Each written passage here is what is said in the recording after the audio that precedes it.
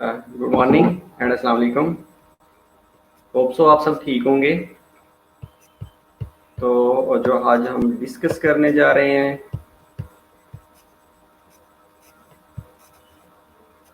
आपको मेरी आवाज़ आ रही है?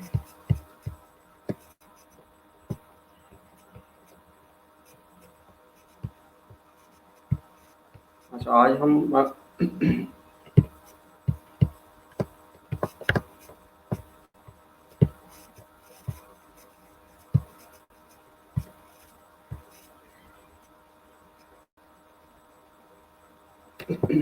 ओके, आवाज़ अब आ जाएगी, इंशाल्लाह बेहतर हो जाएगी। ओके, लास्ट टाइम हमने डिस्कस किया था सीवीएस के बारे में, कार्डियोवैस्कुलर सिस्टम के बारे में, और उसके रिगार्डिंग डिफरेंट टर्मिनोलॉजीज थी। उसके अलावा हमने उसके बारे में डिस्कस किया था ब्लड वेसल्स के बारे में, उसके डायमीटर के बारे में। हम एक छोटा सा रिव्यू कर लेते हैं। रिव्यू करने के बाद हम मूव करेंगे नेक्स्ट लेक्चर की तरफ। ओके, तो हमने हार्ट के बारे में डिस्कस किया था कि कार्डियोवैस्कुलर सिस्टम होता है जिसको डिस्क्रिप्टिव पर्पस के लिए 2 मेन पार्ट्स में डिवाइड किया जाता है। Okay, good. इसके अलावा हमने ये भी कहा था कि हार्ट है, इसका एक पंपिंग एक्शन होता है, और दूसरा इसने क्या करना होता है कि ब्लड को पूरी बॉडी के अंदर सर्कुलेट करवाना होता है। सेकंड हमने ये कहा था सेकंड ओके सेकंड हमने ये कहा था कि ये जो ब्लड वेसल्स होती हैं, ये क्या करती हैं, एक लेंथी नेटवर्क प्रोवाइड कर रही होती हैं। आवाज़ का मसला हल हो जाएगा, नथिंग टू वरी, इंशाल्लाह अभी हो जाता है। तो हमने ये भी डिस्कस किया था कि जो ब्लड वेसल्स होती हैं, ये एक लेंथी नेटवर्क प्रोवाइड कर रही होती हैं, जिसमें जैसे ही हार्ट कंट्रैक्ट करता है तो अपना ब्लड सारा इसके अंदर ड्रेन कर रहा होता है। ओके, उसके बाद हमने एक सर्कुलेशन के बारे में, ब्लड वेसल और हार्ट का क्या रिलेशन है, इसके बारे में हमने डिस्कस किया था कि ब्लड हार्ट से निकलता है, लेफ्ट वेंट्रिकल कंट्रैक्ट करता है, कंट्रैक्ट करने के बाद इसको एओर्टा के अंदर भेजता है, देन आर्टरीज के अंदर जाता है, देन आर्टरियोज में आर्टरीज कन्वर्ट होती हैं, देन कैपिलरीज होती हैं, और कैपिलरी बेड के ऊपर हमने ये कहा था कि ऑक्सीजनेशन हो रही होती है। उसके बाद कैपिलरीज ज्वाइन करके वेन्यूज बनाती हैं, वेन्स बनाती हैं, सुपीरियर इंफीरियर वेना केवा बनता है, और एट द एंड क्या होता है कि वो सुपीरियर और इंफीरियर वेना केवा वाला ब्लड अगेन ब्लड का हिस्सा बन जाता है, हार्ट का हिस्सा बन जाता है, और हिस्सा बनने के बाद अगेन लंग्स में जाता है फॉर ऑक्सीजनेशन। ऑक्सीजनेशन के बाद अगेन ये सिस्टेमिक सर्कुलेशन के अंदर मूव कर जाता है। ब्लड वेसल्स के बारे में हमने डिस्कस किया था कि आर्टरीज होती हैं, आर्टियोज होते हैं, कैपिलरीज होती हैं, वेन्यूज होती हैं, और वेन्स होती हैं। इनके बारे में हमने थोड़ा सा डिस्कस किया था कि हैविंग 3 लेयर्स होती हैं, जिसमें हमने ये भी कहा था कि ट्यूनिका एडवेंटिशिया होता है, ट्यूनिका मीडिया होता है, और ट्यूनिका इंटीमा होता है। ट्यूनिका एडवेंटिशिया के बारे में हमने ये कहा था कि आउटर फिब्रस लेयर होती है, फिब्रस टिश्यू की बनी हुई होती है, और ट्यूनिका जो मीडिया होती है, जो मिडल लेयर होती है, वो स्मूथ मसल और इलास्टिक टिश्यू की बनी होती है, और ट्यूनिका इंटीमा, इसको हमने एंडोथीलियम का नाम भी दिया था क्योंकि ये स्केमस एंड पीथीलियम की बनी हुई होती है। ओके, वेल, इसके बाद आर्टरीज और आर्टरियोज के बारे में हमने डिस्कस किया था, इनका एनास्टोमोसिस और एंड आर्टरीज के बारे में डिस्कस किया था। ओके, कैपरीज और साइनोसाइड्स के बारे में डिस्कस किया था। स्पेशली कैपरीज का हमने डायमीटर के बारे में डिस्कस किया था कि ये वेरी कर रहा होता है, और नॉर्मल हमने ये इसका डायमीटर 7 माइक्रोमीटर कहा था, जो कि एक नॉर्मल आरबीसी का डायमीटर होता है। और हमने ये भी कहा था कि अगर ये साइनोसाइड्स में होगा तो ये 140 से लेके 180 170 माइक्रोमीटर तक इसका डायमीटर पहुंच जाता है, क्योंकि वहाँ पे बेसमेंट मेम्ब्रेन नहीं होती। वेन्स और वेन्यूल्स के बारे में डिस्कस किया था। ब्लड वेसल का डायमीटर कैसे कंट्रोल होता है, इसके बारे में हमने डिस्कस किया था कि ये कंट्रोल बाय सिंपैथेटिक और पैरासिम्पैथेटिक नर्वस सिस्टम के थ्रू कंट्रोल हो रहा होता है। सर्टेन हार्मोन्स इसको कंट्रोल कर रहे होते हैं, और मेनली हमने 3 चीज़ें डिस्कस की थी कि इनका जो रेजिस्टेंस है ब्लड फ्लो की, वो determined by 3 factors. First one was diameter of the tube था, दूसरा हमने डिस्कस किया था कि लेंथ ऑफ द ट्यूब, तीसरा ही हमने डिस्कस किया था कि विस्कोसिटी ऑफ द फ्लूइड, या विस्कोसिटी ऑफ द ब्लड। इसके अलावा हमने ये कहा था कि इनके अंदर वेजो कंस्ट्रिक्शन और वेजो डायलेशन होती है। वेजो कंस्ट्रिक्शन कौन करवा रहा होता है, सिंपैथेटिक नर्वस सिस्टम करवा रहा होता है, और जो वेजो डायलेशन होती है वो पैरासिम्पैथेटिक नर्वस सिस्टम करवा रहा होता है। लोकल ब्लड फ्लो रेगुलेशन के बारे में भी हमने डिस्कस किया था कि एक ऑटो रेगुलेशन होती है। ऑटो रेगुलेशन को हमने ये कहा था कि ये ability of an organ to control its own blood flow, its own blood supply को जब वो खुद ब खुद कंट्रोल कर रहा होता है, तो उसको हमने ये कहा था कि इसकी और जो प्रॉपर्टी है उसको ऑटो रेगुलेशन कहा जाता है। हमने ये भी डिस्कस किया था कि किडनी, लीवर और जो सीएनएस है, सेंट्रल नर्वस सिस्टम है, ये हायर ब्लड सप्लाई इनको चाहिए होती है, और ये थ्रू ऑटो रेगुलेशन अपना ब्लड को ब्लड फ्लो को मेंटेन कर रहे होते हैं। इसके अलावा हमने डिफरेंट फैक्टर्स डिस्कस किए थे जो कि ब्लड फ्लो को इंक्रीज करवा देती हैं। इनमें कार्बन डाइऑक्साइड का लेवल ज़्यादा था, हाई टेम्परेचर्स था, एपोक्सिया की कंडीशंस थी। इसके अलावा वेजोडाइलेटर सर्टेन वेजोडाइलेटर केमिकल्स थे जिसमें हिस्टामिन और ब्रेडिकाइनिन के बारे में हमने डिस्कस किया था। ओके, इसके बाद हमने कैपिलरी एक्सचेंज के बारे में बात की थी कि ऑक्सीनेशन, ये जो ट्रांसपोर्ट ऑफ न्यूट्रिएंट्स होते हैं वो कैसे होते हैं। तो ब्लड कैसे मूव करता है, मूव करने के बाद ये कैपिलरी बेड तक जाता है, कैपिलरी एक्सचेंज होती है जिसमें हमने मेनली दो इंपॉर्टेंट प्रेशर्स के बारे में डिस्कस किया था। One pressure was hydrostatic pressure and other was oncotic pressure. जो हाइड्रोस्टैटिक प्रेशर था उसके बारे में हमने ये कहा था कि ये वो प्रेशर है जो ब्लड के अंदर फ्लूइड वॉल्यूम है, फ्लूइड की वजह से है। और जो ऑनकोटिक प्रेशर था उसके बारे में हमने ये डिस्कस किया था कि ये ऑनकोटिक प्रेशर होता है ये प्रोटीन की वजह से होता है, और प्रोटीन मेनली जो एल्ब्यूमिन है उसकी वजह से होता है। इसके अलावा हमने ये भी डिस्कस किया था कि जो पर डे होता है 24 लीटर्स ब्लड वेसल्स के अंदर सर्कुलेट करता है, जिसमें जो 3 to 4 लीटर्स है वो lymph का हिस्सा बन जाता है।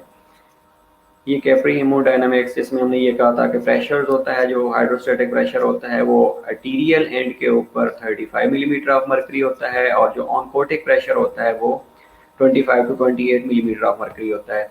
लेकिन जैसे जैसे fluid outside the blood vessels जाएगा ड्यू टू हाइड्रोस्टैटिक प्रेशर, तो ये hydrostatic pressure will be decreased. और अगर हम वेनस एंड के ऊपर बात करें तो वेनस एंड के ऊपर जो हाइड्रोस्टैटिक प्रेशर था वो 15 मिलीमीटर ऑफ मर्करी रह जाता है, वाइल जो ऑनकोटिक प्रेशर होता है दैट रिमेन्स कांस्टेंट, क्योंकि जो प्रोटीन है वो कैपिलरी से बाहर निकलती नहीं है until unless there is an abnormality like capillary permeability बढ़ी हुई होती है या कोई और प्रॉब्लम हो सकता है जिसकी वजह से जो प्रोटीन है वो लीक आउट हो जाए, तब जाके ऑनकोटिक प्रेशर डिक्रीज होता है, अदरवाइज रिमेन्स कांस्टेंट। ये हमने कुछ कैरेक्टरिस्टिक्स ब्लड वेसल्स के पढ़े थे जिसमें हमने ये कहा था कि आर्टरीज होती हैं, आर्टरियोज होती हैं, कैपिलरीज होती हैं, वेन्स और वेन्यूल्स होती हैं। इनके एक्शंस के बारे में हमने डिस्कस किया था, इनकी वॉल वेसल वॉल्व्स के बारे में डिस्कस किया था, लेयर्स के बारे में डिस्कस किया था। हार्ट की एनाटॉमी के बारे में हमने डिस्कस किया था कि जो सुपीरियरली होता है एओर्टा पड़ा होता है, सुपीरियर वेना केवा पड़ा होता है, पल्मोनरी आर्टरी और पल्मोनरी वेन्स पड़ी होती हैं।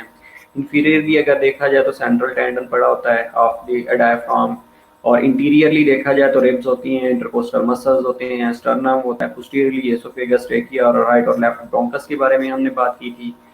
इसके अलावा लेटरली अगर देखा जाए तो लंग्स होते हैं, जो लेफ्ट लंग्स होता है और overlap the left side of the heart, ये भी हमने थोड़ा डिस्कस किया था। ये डायग्राम भी हमने देखी थी। कवरिंग ऑफ द हार्ट के बारे में भी हमने डिस्कस किया था कि पेरिकार्डियम होती है, मायोकार्डियम होती है और एंडोकार्डियम होती है। विस्लर और पार्इटल फ्लोरा के बारे में हमने डिस्कस किया था। पेरिकार्डियल फ्लूइड के बारे में हमने डिस्कस किया था। इसके अलावा हमने डिफरेंट पेरिकार्डियल लेयर्स के बारे में डिस्कस किया था। Instead of that covering of the heart, जो कि फंक्शन ऑफ द पेरिकार्डियम, ये भी हमने डिस्कस किया था कि ये किस तरह उसको प्रोटेक्ट करके रखती है। हार्ट वॉल्व के बारे में हमने डिस्कस किया था लास्ट लेक्चर्स में। इसके अलावा एक्सटर्नल, इंटरनल और इंटीरियर व्यू के बारे में हमने डिस्कस किया था कि क्या क्या कंटेन कर रही होती हैं। ये हमने एक डायग्राम भी देखी थी। और today we are going to discuss atria of the heart. Atria of heart basically ये क्या होता है कि atria receiving chambers of the heart. जिस तरह हम ये बात करते हैं कि राइट एट्रियम है, लेफ्ट एट्रियम है, तो अब जो राइट एट्रिया है या हम अगर एट्रिया की बात करें तो ये बेसिकली क्या करते हैं, ये रिसीविंग चैम्बर्स हैं। रिसीविंग चैम्बर कैसे हैं कि जितना भी ब्लड आ रहा होता है सुपीरियर और इंफीरियर वेना के वजह से या इन the form of Venus return वो ड्रेन हो रहा होता है राइट एट्रियम के अंदर। तो वी कैन आल्सो से कि जो ब्लड रिसीव चैम्बर्स कर रहे होते हैं दीज आर एट्रियाज। तो atria receiving chamber of the heart है। Each atrium has a protruding auricles, एक ओपनिंग होती है, ऑरिकल्स होते हैं, और उसके अलावा पेक्टिनेट मसल्स होते हैं जो कि एट्रियल वॉल्व बना रहे होती हैं।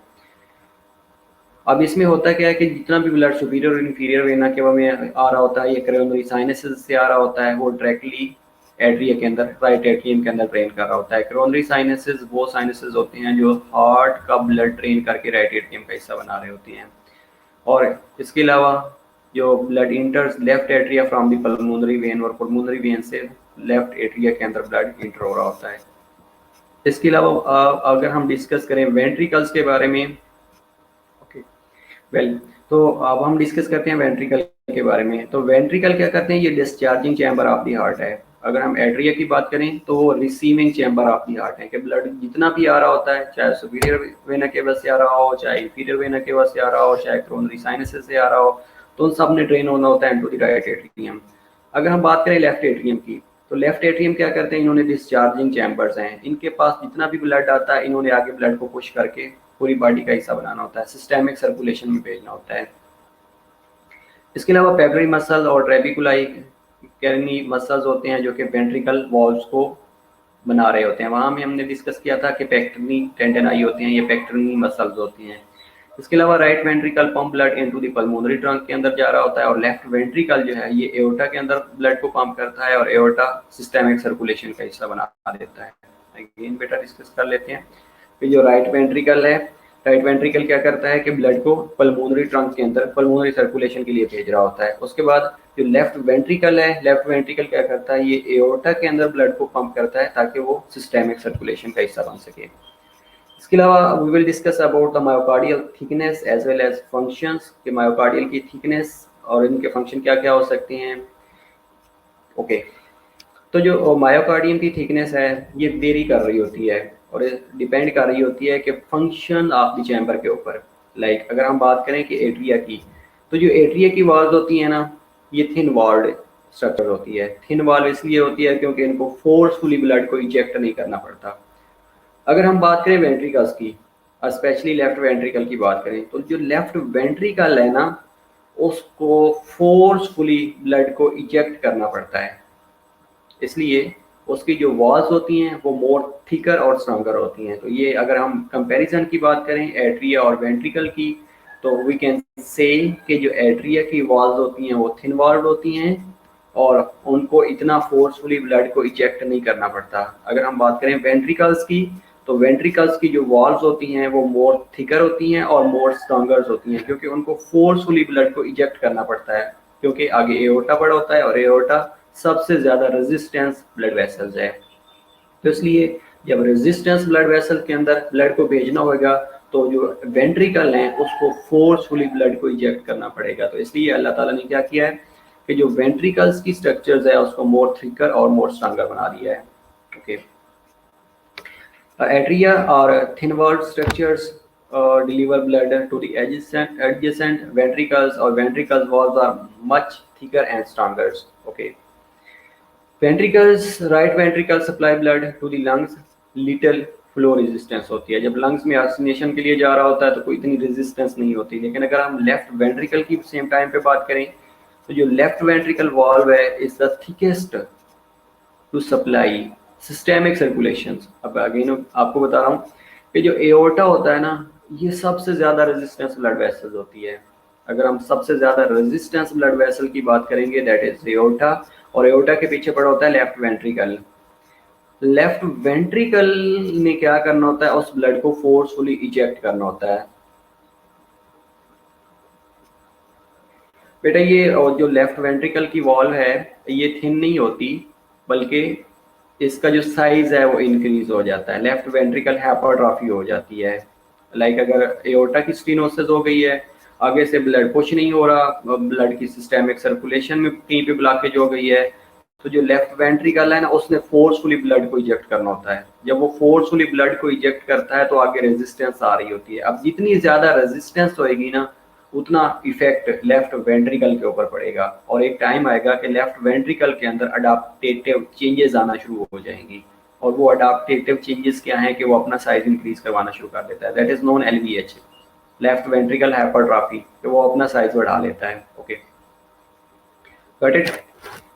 Left ventricle wall is the thickest to supply systemic circulation. Again systemic circulation के लिए पीछे जो पंपिंग चैम्बर्स है वो लेफ्ट वेंट्रिकल है। अब लेफ्ट वेंट्रिकल को जितना फोर्सफुली ब्लड को इजेक्ट करना पड़ेगा उतनी उसकी वॉल्व्स थिकर और स्ट्रॉन्गर होंगी। वेल, ये एक पाथवे है कि ब्लड फ्लो किस तरह होती है, हार्ट टू लंग्स किस तरह मूव करता है और सिस्टेमिक सर्कुलेशन में कैसे मूव कर रहा होता है। सबसे पहले अगर हम डिस्कस करें राइट एट्रियम की, तो हमने ये कहा था कि जो एट्रिया होती हैं दीज आर रिसीविंग चैम्बर्स। अगर हम बैक स्लाइड पर रिव्यू के लिए जाएं, उसमें हमने ये कहा था कि अगर हम एट्रिया की बात करें तो इनके जो चैम्बर्स होते हैं, दीज आर रिसीविंग चैम्बर्स। अगर हम इनकी वाल्व्स की बात करें तो वो वाल्व क्या होती हैं, स्ट्रॉन्गर नहीं होती। ओके, ब्लड आएगा राइट एट्रियम के अंदर। राइट एट्रियम के अंदर ब्लड कहाँ से आएगा, सुपीरियर और इंफीरियर वेना केवा लेके आती हैं। जैसे ही सुपीरियर और इंफीरियर वेना केवा से ब्लड आएगा राइट एट्रियम के अंदर, उसने जाना होता है राइट वेंट्रिकल के अंदर। जब राइट एट्रियम और राइट वेंट्रिकल के दरमियान एक वाल्व पड़ा होता है, that valve is known as tricuspid valve. Okay sir, अगर हम एट्रिया की बात करें तो हम कह सकते हैं कि राइट एट्रिया स्ट्रांग है, एट्रिया क्योंकि उसकी सुपीरियर वेना केवा से ब्लड आना होता है। ओके बेटा, जब सुपीरियर वेना केवा से ब्लड राइट एट्रियम के अंदर ड्रेन हो रहा होता है ना, तो जो बैक फ्लो टुवर्ड सुपीरियर और इंफीरियर वेना केवा है वो नहीं होती। ओके, तो होगा क्या कि राइट एट्रियम के अंदर या एट्रिया के अंदर डायरेक्ट सुपीरियर और inferior vena cava blood drain कर रहे होते हैं, लेकिन बैक फ्लो नहीं हो रही होती। सुपीरियर और इंफीरियर वेना केवा के अंदर बैक फ्लो नहीं होती। अगर बैक फ्लो होती तो ये एट्रिया भी अपना साइज बढ़ाते, लेकिन ऐसा नहीं होता। ये जो ब्लड है जैसे ही सुपीरियर और इंफीरियर वेना केवा से राइट एट्रियम के अंदर आता है तो वहाँ पे वाल्व्स पड़ा होता है, वो वाल्व्स क्लोज होना शुरू हो जाती हैं। वाल्व्स क्लोज होंगे तो ये जो ब्लड है ये फॉरवर्ड मूव करेगा रेदर देन बैकवर्ड मूवमेंट है। इसलिए भी आप लोगों ने देखा होगा कि जो ब्लड वेसल्स होती हैं ना, उनके अंदर भी वाल्व्स होते हैं। अब वो वाल्व्स क्या करते हैं, वो बैक फ्लो को इनहिबिट कर रहे होते हैं। Same condition with the superior और इंफीरियर वेना केवा, ये भी यूनिडायरेक्शनल जो ब्लड फ्लो होती है उसको मैक्सिमाइज कर रहे होते हैं रेदर देन कि वो बैक फ्लो को मैक्सिमाइज करें। तो इसलिए इनके अंदर बैक फ्लो होती ही नहीं है। अगर बैक फ्लो होती तो अल्टीमेटली देन ब्लड की मिक्सिंग होना शुरू हो जाती। तो देन वी कैन से कि हो सकता है कि एट्रिया के जो वॉल्व हैं, ये एट्रिया के चैम्बर्स हैं, वो स्ट्रांग हो सकते थे, लेकिन ऐसा नहीं है। सिर्फ जो स्ट्रॉन्ग चैम्बर्स है, strongest chamber of the heart है, that is only left ventricle. Okay, हम बात कर रहे थे कि ब्लड फ्लो की, कि ब्लड फ्लो कैसे होता है। तो वी वर डिस्कसिंग कि सुपीरियर और इंफीरियर वेना केवा ने ब्लड को ड्रेन किया राइट एट्रियम के अंदर। अब ये जो राइट एट्रियम वाला ब्लड है ना, ओके गुड, अब ये जो राइट एट्रियम वाला ब्लड है इसमें जाना होता है राइट वेंट्रिकल के अंदर है। अब राइट एट्रियम और राइट वेंट्रिकल के दरमियान एक वाल्व लाई करता है। ये वाल्व क्या करता है, ये बैक फ्लो को इनहिबिट कर रहा होता है कि जैसे ही राइट एट्रियम के अंदर प्रेशर बढ़ेगा, राइट एट्रियम कंट्रैक्ट करेगा, ब्लड चल जाएगा राइट वेंट्रिकल के अंदर।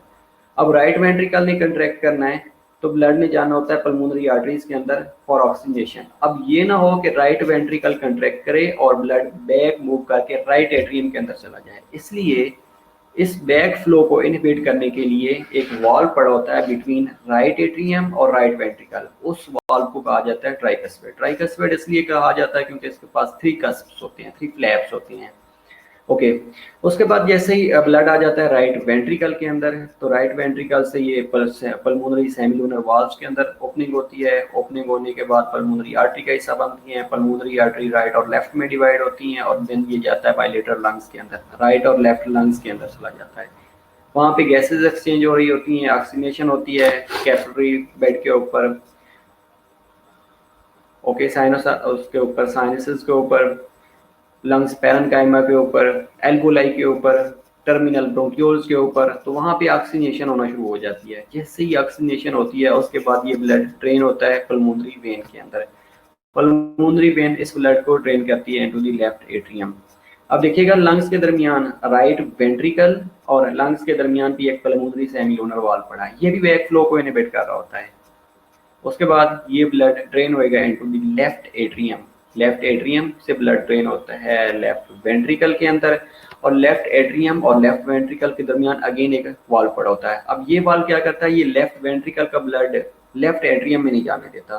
तो मीनिंग टू से कि इसने क्या करना है, बैक फ्लो को इनहिबिट करवाना होता है। इसलिए लेफ्ट एट्रियम और लेफ्ट वेंट्रिकल के दरमियान जो वाल्व होता है that is known as bicuspid valve, mitral valve also. और जो ट्राइकस्पिड वाल्व होता है वो राइट एट्रियम और राइट वेंट्रिकल के दरमियान होता है। दोनों का काम क्या होता है, बैक फ्लो को इनहिबिट करना। ये ना हो कि एक चैम्बर के अंदर ब्लड आया है तो वो बैक फ्लो की वजह से किसी वजह से वापस रिसीविंग चैम्बर के अंदर चला गया है। इसलिए बैक फ्लो को इनहिबिट करने के लिए चारों चैम्बर्स के दरमियान वाल्व्स पड़े होते हैं। उसके बाद लेफ्ट वेंट्रिकल के अंदर जैसे ब्लड आता है तो एओर्टिक सेमिलुनर वाल्व पर होता है। अब इस देखिएगा दो सेमिलुनर वाल्व्स हैं, one is pulmonic semilunar valve and other is aortic semilunar valve. अगर हम पल्मोनिक सेमिलुनर वाल्व की बात करें तो वो राइट वेंट्रिकल और लंग्स के दरमियान पड़ा है। अगर हम एओर्टिक सेमिलुनर वाल्व की बात करें तो ये लेफ्ट वेंट्रिकल और एओर्टा के अंदर पड़ा है।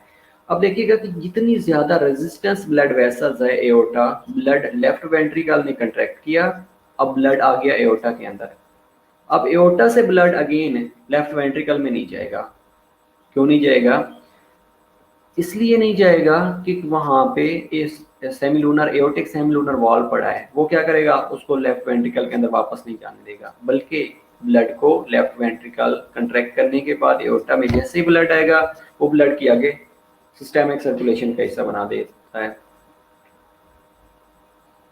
ओके बेटा, ये नेचुरल है। ट्राइकस्पेड 3 कस्प की बेस पे उन्होंने ट्राइकस्पेड कहा हुआ है और बाइकस्पेड 2 कस्प की वजह से कहा हुआ है। और इनकी जो स्ट्रेंथ है वो भी वेरी कर रही होती है depending on papillary muscle, depending on pecti टेंडिनाई।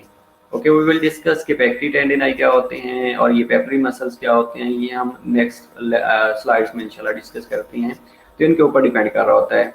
आगे जो वाल्व की डिफरेंस है कि वाल्व डिफरेंट क्यों होते हैं, ये आई थिंक अल्लाह ताला ने ऐसा किया हुआ है कि ट्राइकस्पेड वाल्व उसने 3 कस्प बना दिए हैं, राइट और लेफ्ट, राइट और राइट एट्रियम और राइट वेंट्रिकल के दरमियान, और 2 कस्प बना दिए हैं लेफ्ट एट्रियम और लेफ्ट वेंट्रिकल के दरमियान। ओके, तो ये एक समरी है जिसमें हम ये देख सकते हैं कि जो रेडिश इन कलर है उसमें ऑक्सीजनेशन रिच ब्लड है और कार्बन डाइऑक्साइड पुअर ब्लड है। अब आप लोग को ये भी पूछ सकते हैं कि सर ये जो ब्राइट रेड ब्लड है ये इसका कलर ऐसे क्यों है? बेटा ये इसलिए है क्योंकि ये ऑक्सीनेटेड है, ऑक्सीजन कंटेन कर रहा होता है और इसमें जो कार्बन डाइऑक्साइड का लेवल होता है वो कम होता है। अगर हम ब्लू कलर की बात करें तो ब्लू कलर में ये है कि ये ऑक्सीजन पुअर ब्लड है, लेकिन इसके अंदर जो कार्बन डाइऑक्साइड का एलिमेंट है वो ज्यादा है, कार्बन डाइऑक्साइड ज्यादा कंटेन कर रहा है, ऑक्सीजन कम कंटेन कर रहा है, तो इसका कलर चेंज हो गया है। ओके, तो मोस्टली आप लोगों ने देखा होगा कि एक साइनोसिस होती है, ब्लूइश कलरेशन होना शुरू हो जाती है। बेटा जब ऑक्सीजन की सप्लाई उस एरिया तक नहीं पहुंचेगी तो उसके रिजल्ट में बॉडी के अंदर या कैपरी बेड के ऊपर साइनोसिस होना शुरू हो जाती है।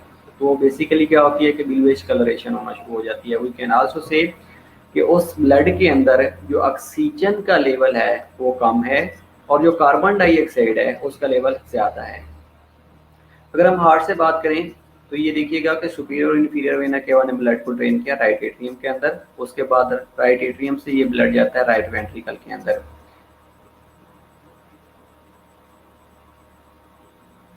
ओके, अब ये ब्लड क्या करेगा, ये लेफ्ट वेंट्रिकल के अंदर जाएगा, लेफ्ट वेंट्रिकल से ये पल्मोनरी आर्टरीज के अंदर जाएगा, लेफ्ट पल्मोनरी आर्टरी इसको लंग्स के अंदर लेके जाएगी, वहां पे इसकी ऑक्सीजनेशन होगी, गैसेस एक्सचेंज होंगी।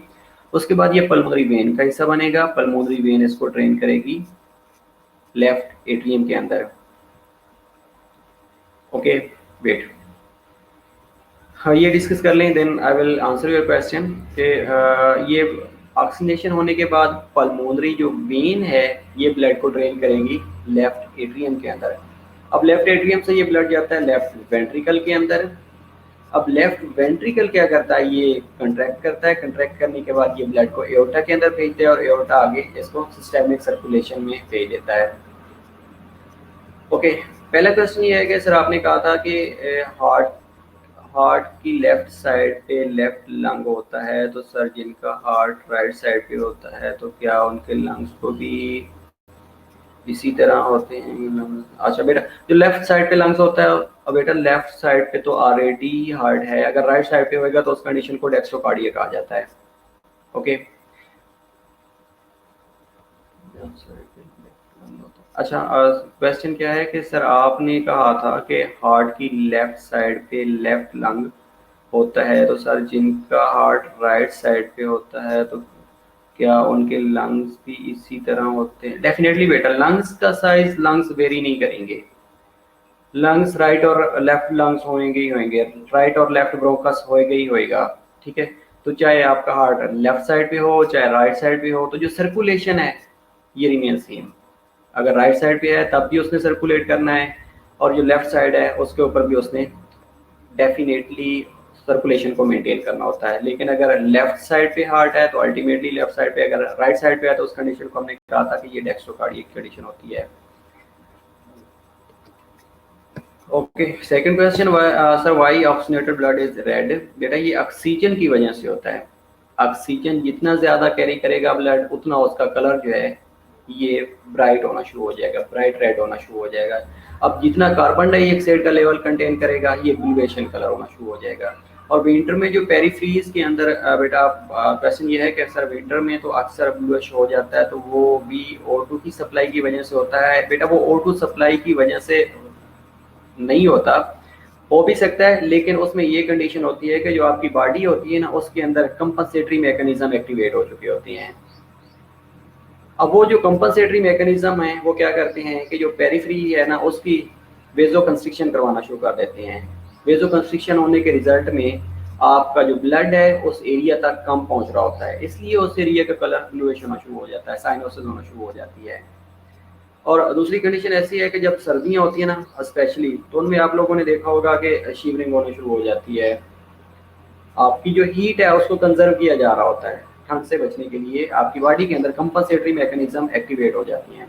अब वो कंपनसेटरी मैकेनिज्म क्या करते हैं कि हीट को कंजर्व करवा रहे होते हैं।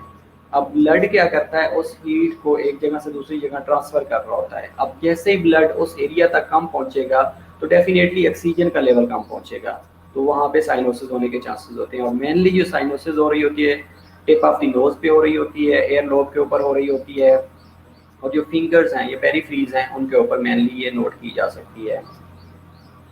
और इसके अलावा डीऑक्सीनेटेड ब्लड, बेटा डीऑक्सीनेटेड ब्लूइश इन कलर होता है। इसका कोई स्पेसिफिक नेम नहीं दिया गया कि ये इसका कलर क्या है, लेकिन जो ऑक्सीनेटेड ब्लड होता है उसका ब्राइट रेड कलर दिया है, ब्राइटिश रेड कलर उसका दिया गया है। ओके ओके बेटा, आवाज़ का मसला इंशाल्लाह हल हो जाता है, नथिंग टू वरी। तो ये डायग्राम थी, इसकी आपको आई थिंक अंडरस्टैंडिंग हो गई होगी। तो we will move now into next slide. इसमें भी आप कलर देख सकते हैं कि जो ऑक्सीजन रिच ब्लड है ना, और कार्बन डाइऑक्साइड पुअर ब्लड है, वो रेडिश इन कलर है, ब्राइट रेड है। और जो अगर ऑक्सीजन पुअर ब्लड है या कार्बन डाइऑक्साइड रिच ब्लड है, वो ब्लूइश इन कलर है, ब्लूइश इन कलर है। तो इसलिए साइनोसिस की टर्मिनोलॉजी है वो bluish in colour, specially lip के ऊपर देखा जा सकता है, एयर लोब के ऊपर देखा जा सकता है, और जो नोज की टिप है उसके ऊपर ये साइनोसिस देखी जा सकती है। अगर हम बात करें करोनरी सर्कुलेशन की, करोनरी सर्कुलेशन वो ब्लड सप्लाई होती है जो हार्ट को रिक्वायर्ड होती है। अब हमने डिस्कस किया था कि कार्डियक आउटपुट होती है। कार्डियक आउटपुट वो ब्लड जो लेफ्ट वेंट्रिकल से पर मिनट इजेक्ट हो रहा होता है, that is known as cardiac output. अब इस कार्डियक आउटपुट का 5% जो ब्लड है वो कोरोनरी सर्कुलेशन मेंटेन करने के लिए यूटिलाइज होता है। अगर ये 5% ब्लड कोरोनरी सर्कुलेशन मेंटेन नहीं करेगा तो हार्ट के अंदर प्रॉब्लम आ सकती हैं, लाइक कोरोनरी आर्टरी तो ब्लॉक हो सकती है, ब्लॉक होएगी तो एमआई होने के चांसेस होते हैं, मल्टीपल डिसऑर्डर्स हो सकते हैं, मल्टीपल कंडीशंस हो सकती हैं। तो सबसे पहली जो चीज़ है इसमें हमें पता होना चाहिए कि आर्टीरियल ब्लड सप्लाई जो कि कोरोनरी सर्कुलेशन को मेंटेन करती है वो 5% ऑफ कार्डियक आउटपुट है। और कार्डियक आउटपुट हमने ये कहा था कि वो ब्लड जो लेफ्ट वेंट्रिकल से पर मिनट ब्लड इजेक्ट हो रहा होता है, that is known as cardiac output. The heart is supplied with arterial by the right or left coronary artery, which branch from the aorta immediately distal to the aortic valve. Aortic valve के distal coronary artery निकलती है।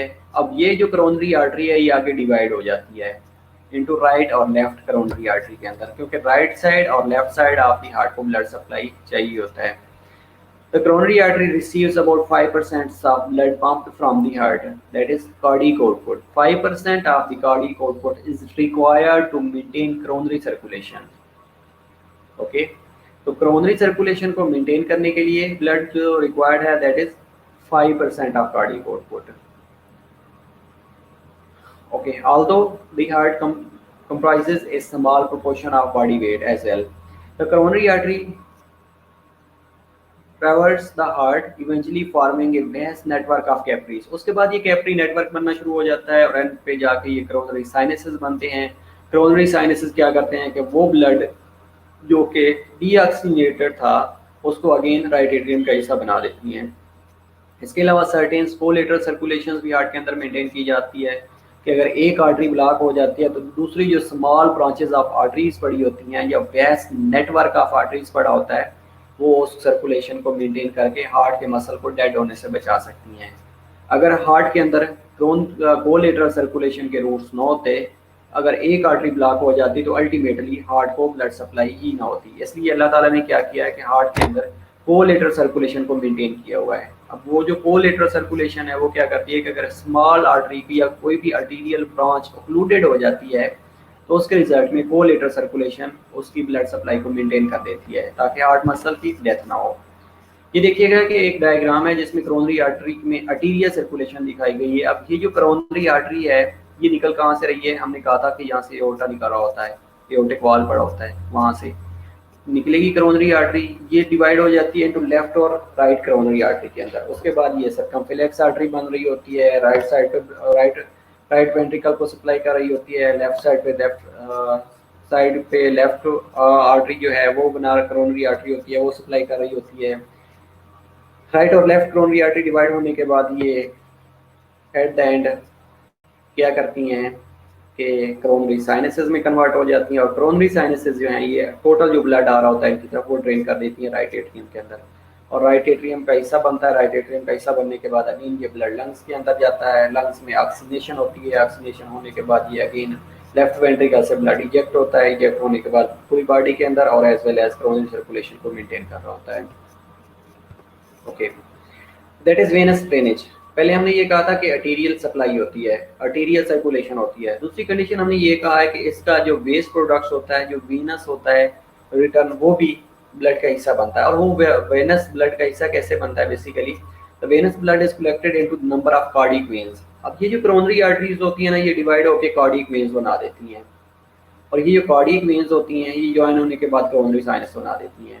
Coronary artery divide होके small और large cardiac vein बनाती हैं। अब ये cardiac veins जो हैं ये ज्वाइन होने के बाद कोरोनरी साइनसेस बनाती हैं और कोरोनरी साइनसेस क्या करता है, ये ब्लड को राइट एट्रियम के अंदर ड्रेन कर देता है।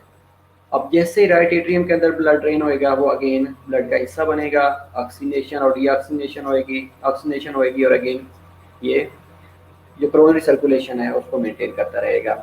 The reminder passes directly into the heart chambers through the little venous channels। और कुछ ब्लड ऐसा होता है जो कि स्मॉल वेनस चैनल्स होते हैं, उनके थ्रू ये डायरेक्टली जो हार्ट चैम्बर्स का हिस्सा बन जाता है। ओके वेल, ये है कोरोनरी सर्कुलेशन जो कि वेनस सप्लाई है, जिसको हमने ये कहा कि ग्रेट कार्डियक वेन्स बनना शुरू हो जाती हैं, लार्ज और स्मॉल कार्डियक वेन्स बनती हैं। देन ये ज्वाइन करने के बाद कोरोनरी साइनसेस बनते हैं। कोरोनरी साइनसेस बनने के बाद ये ब्लड राइट एट्रियम के अंदर ड्रेन कर देती हैं। जैसे ही राइट एट्रियम के अंदर ब्लड ड्रेन होएगा तो ये ब्लड अगेन सिस्टेमिक सर्कुलेशन और कोरोनरी सर्कुलेशन का हिस्सा बन जाएगा। वेल, इसके बाद हार्ट वॉल्स की बात करते हैं। तो अगर हार्ट के वॉल्स का काम क्या होता है कि इन्होंने यूनिडायरेक्शनल ब्लड फ्लो को मेंटेन करना होता है। हार्ट वॉल्स की अगर हम बात करें तो इसने क्या करना होता है कि यूनिडायरेक्शनल ब्लड फ्लो को मेंटेन करना होता है। लाइक एवी वॉल्व है, lies between the atria and ventricle.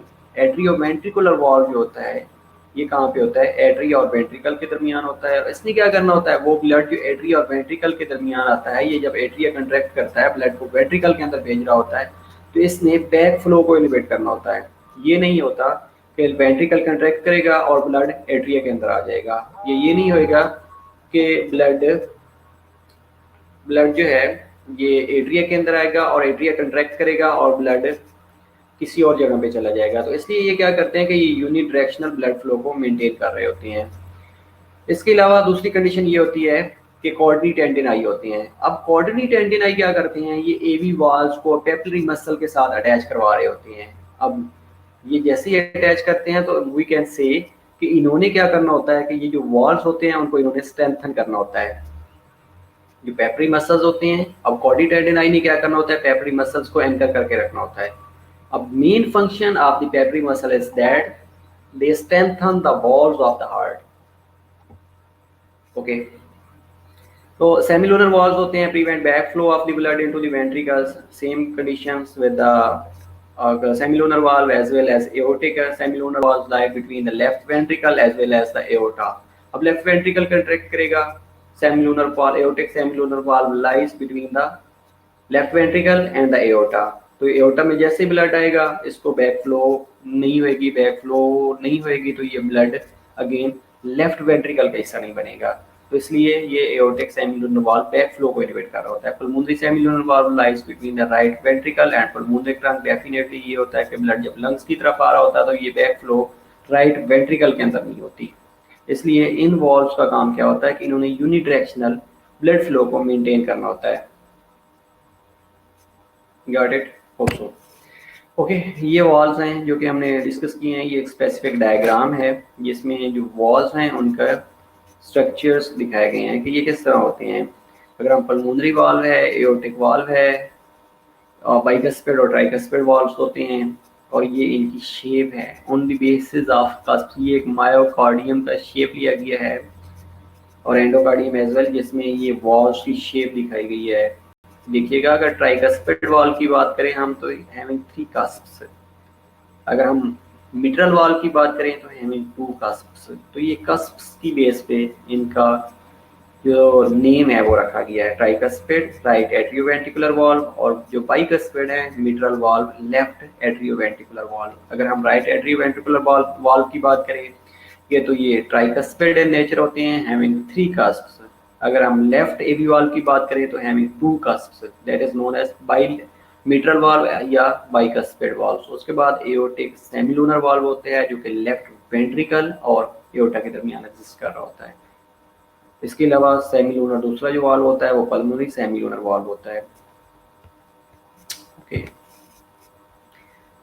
ये अगेन कॉर्डी टेंडिनाई और पेपरी मसल्स को दिखाया गया है कि ये chordae tendineae attach to tricuspid valve flap, और ये पेपरी मसल क्या करते हैं, इन कॉर्डी टेंडिनाई को स्ट्रेंथन कर रहे होते हैं।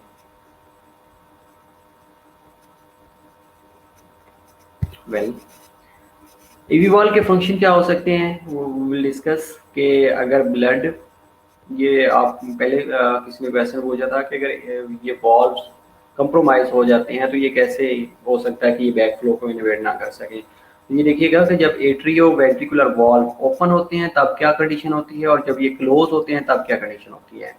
तो having a difference between closure and opening. तो if the AV valve is open then the blood returning to the heart fills atria. Definitely अगर ओपन है, एवी वाल्व ओपन है तो वो ब्लड एट्रिया के अंदर हार्ट को चैम्बर को फिल करेगा, putting pressure against the AV valves. अब एवी वाल्व्स ओपन जैसे ही होएगा तो इसने क्या किया कि blood returning to the heart fills atria, putting pressure against atrioventricular valves and atrioventricular valves force open. अब जैसे ही एट्रिया के अंदर ब्लड आएगा, अब एट्रिया का चैम्बर फिल होएगा, फिल होने के रिजल्ट में आगे से जो वॉल्व था वो क्लोज हो चुका था। As the ventricular fills AV valves flaps. अब ब्लड पहले था एट्रिया के अंदर, देन वेंट्रिकल के अंदर जाएगा। जैसे ही वेंट्रिकल फिल होएगा ब्लड जो वॉल्व है ये क्लोज हो जाएगा और एट्रिया कंट्रैक्ट करेगा, forcing additional blood into the ventricle. और वो जो ब्लड एट्रिया के अंदर अकमुलेट हुआ था, एट्रिया कंट्रैक्ट करेगा, कंट्रैक्ट करने के रिजल्ट में ब्लड वेंट्रिकल्स के अंदर चला जाएगा। और जब ये क्लोज होंगे तो उसके रिजल्ट में वेंट्रिकल कंट्रैक्ट करेगा, forcing blood against the AV valves cusps, और एट्रियोवेंट्रिकुलर वाल्व्स क्लोज होना शुरू हो जाएंगे और papillary muscle contracts and chordae tendineae tightens. Chordae tendineae tights होने शुरू हो जाएंगे और जो पेपरी मसल्स हैं वो कंट्रैक्ट करेंगे। इसके रिजल्ट में जो फ्लैप्स हैं उन्होंने एट्रिया के ऊपर अवर्टिंग करना शुरू कर दी है ताकि जो बैक फ्लो है उसको इनहिबिट किया जा सके। ओके, उसके बाद सेमिलुनर वाल्व का फंक्शंस हैं। Semilunar as the ventricle contracts and intraventricular pressure rises the blood is pushed up against the semilunar valve forcing them open, जिसमें सेमिलुनर वाल्व्स जो हैं ये ओपन होना शुरू हो जाएंगे और व्हेन सेमिलुनर वाल्व क्लोज कब होंगे as the ventricle relax and intraventricular pressure fall. जब वेंट्रिकुलर रिलैक्स करेंगे इंट्रावेंट्रिकुलर प्रेशर कम होना शुरू हो जाएगा, blood flow back from the arteries filling the cusps of the semilunar valve and forcing them to close, और उसके रिजल्ट में ये क्लोज हो जाएंगे। Okay, if we make a sum up, तो ट्राइकस्पिड वाल्व हमने ये कहा था कि ये राइट एट्रियम और राइट वेंट्रिकल के दरमियान पड़ा होता है। पल्मोनरी वाल्व हमने ये भी डिस्कस किया। मिट्रल वाल्व के बारे में हमने डिस्कस किया कि ये लेफ्ट एट्रियम और लेफ्ट वेंट्रिकल के दरमियान पड़ा होता है। और एओर्टिक वाल्व हमने ये कहा था कि इंट्रेंस ऑफ द एओर्टा, ये वी कैन आल्सो से कि लेफ्ट वेंट्रिकल और एओर्टा के दरमियान लाई कर रहा होता है। अब इनके डिफरेंट फंक्शंस हैं, लाइक हर वाल्व्स में यूनिडायरेक्शनल फ्लो को मेंटेन करना होता है, यूनिडायरेक्शनल ब्लड फ्लो को मेंटेन करना होता है। Okay, we will move towards microscopic anatomy of the muscles. The cardiac muscle is striated, short होते हैं, फ्लैट होते हैं, ब्रांच्ड होते हैं और इंटरकनेक्टेड होती हैं। इसके अलावा कनेक्टिव टिश्यू होती हैं जिनमें endomysium act as both tendon and extensions के तौर पे एक्ट कर रही होती हैं। इंटरकलेटेड डिस्क्स होती हैं जिन्होंने कार्डियक सेल्स को अटैच करके रखा होता है और इसके दरमियान जो आइंस होते हैं उनकी फ्री पैसेज और या ट्रांसपोर्टेशन हो रही होती है। और ये हार्ट मसल्स होते हैं ना, एक सिंसिटियम के तौर पे फंक्शन परफॉर्म कर रही होती हैं। ये that is microscopic anatomy of heart muscle, जिसमें ये इंटरकलेटेड डिस्क्स हैं। इसके अलावा कार्डियक मसल सेल्स होते हैं, गैप जंक्शंस होते हैं, इनके अंदर आई बैंड ए बैंड्स होते हैं, इंटरकलेटेड डिस्क्स होती हैं, माइटोकॉन्ड्रियास होते हैं, सार्कोप्लाज्मिक रेटिकुलम्स होते हैं। अब ये क्या करते हैं, बेसिकली जो गैप जंक्शंस होते हैं ना, ये इनके दरमियान स्पेस होती है, वाइड स्पेस होती है, जो कि आइंस को ट्रांसपोर्टेशन में हेल्प आउट कर रही होती है। Cardiac system, now we will move towards cardiac physiology, heart physiology. You have a break of 10 minutes and we will continue inshallah.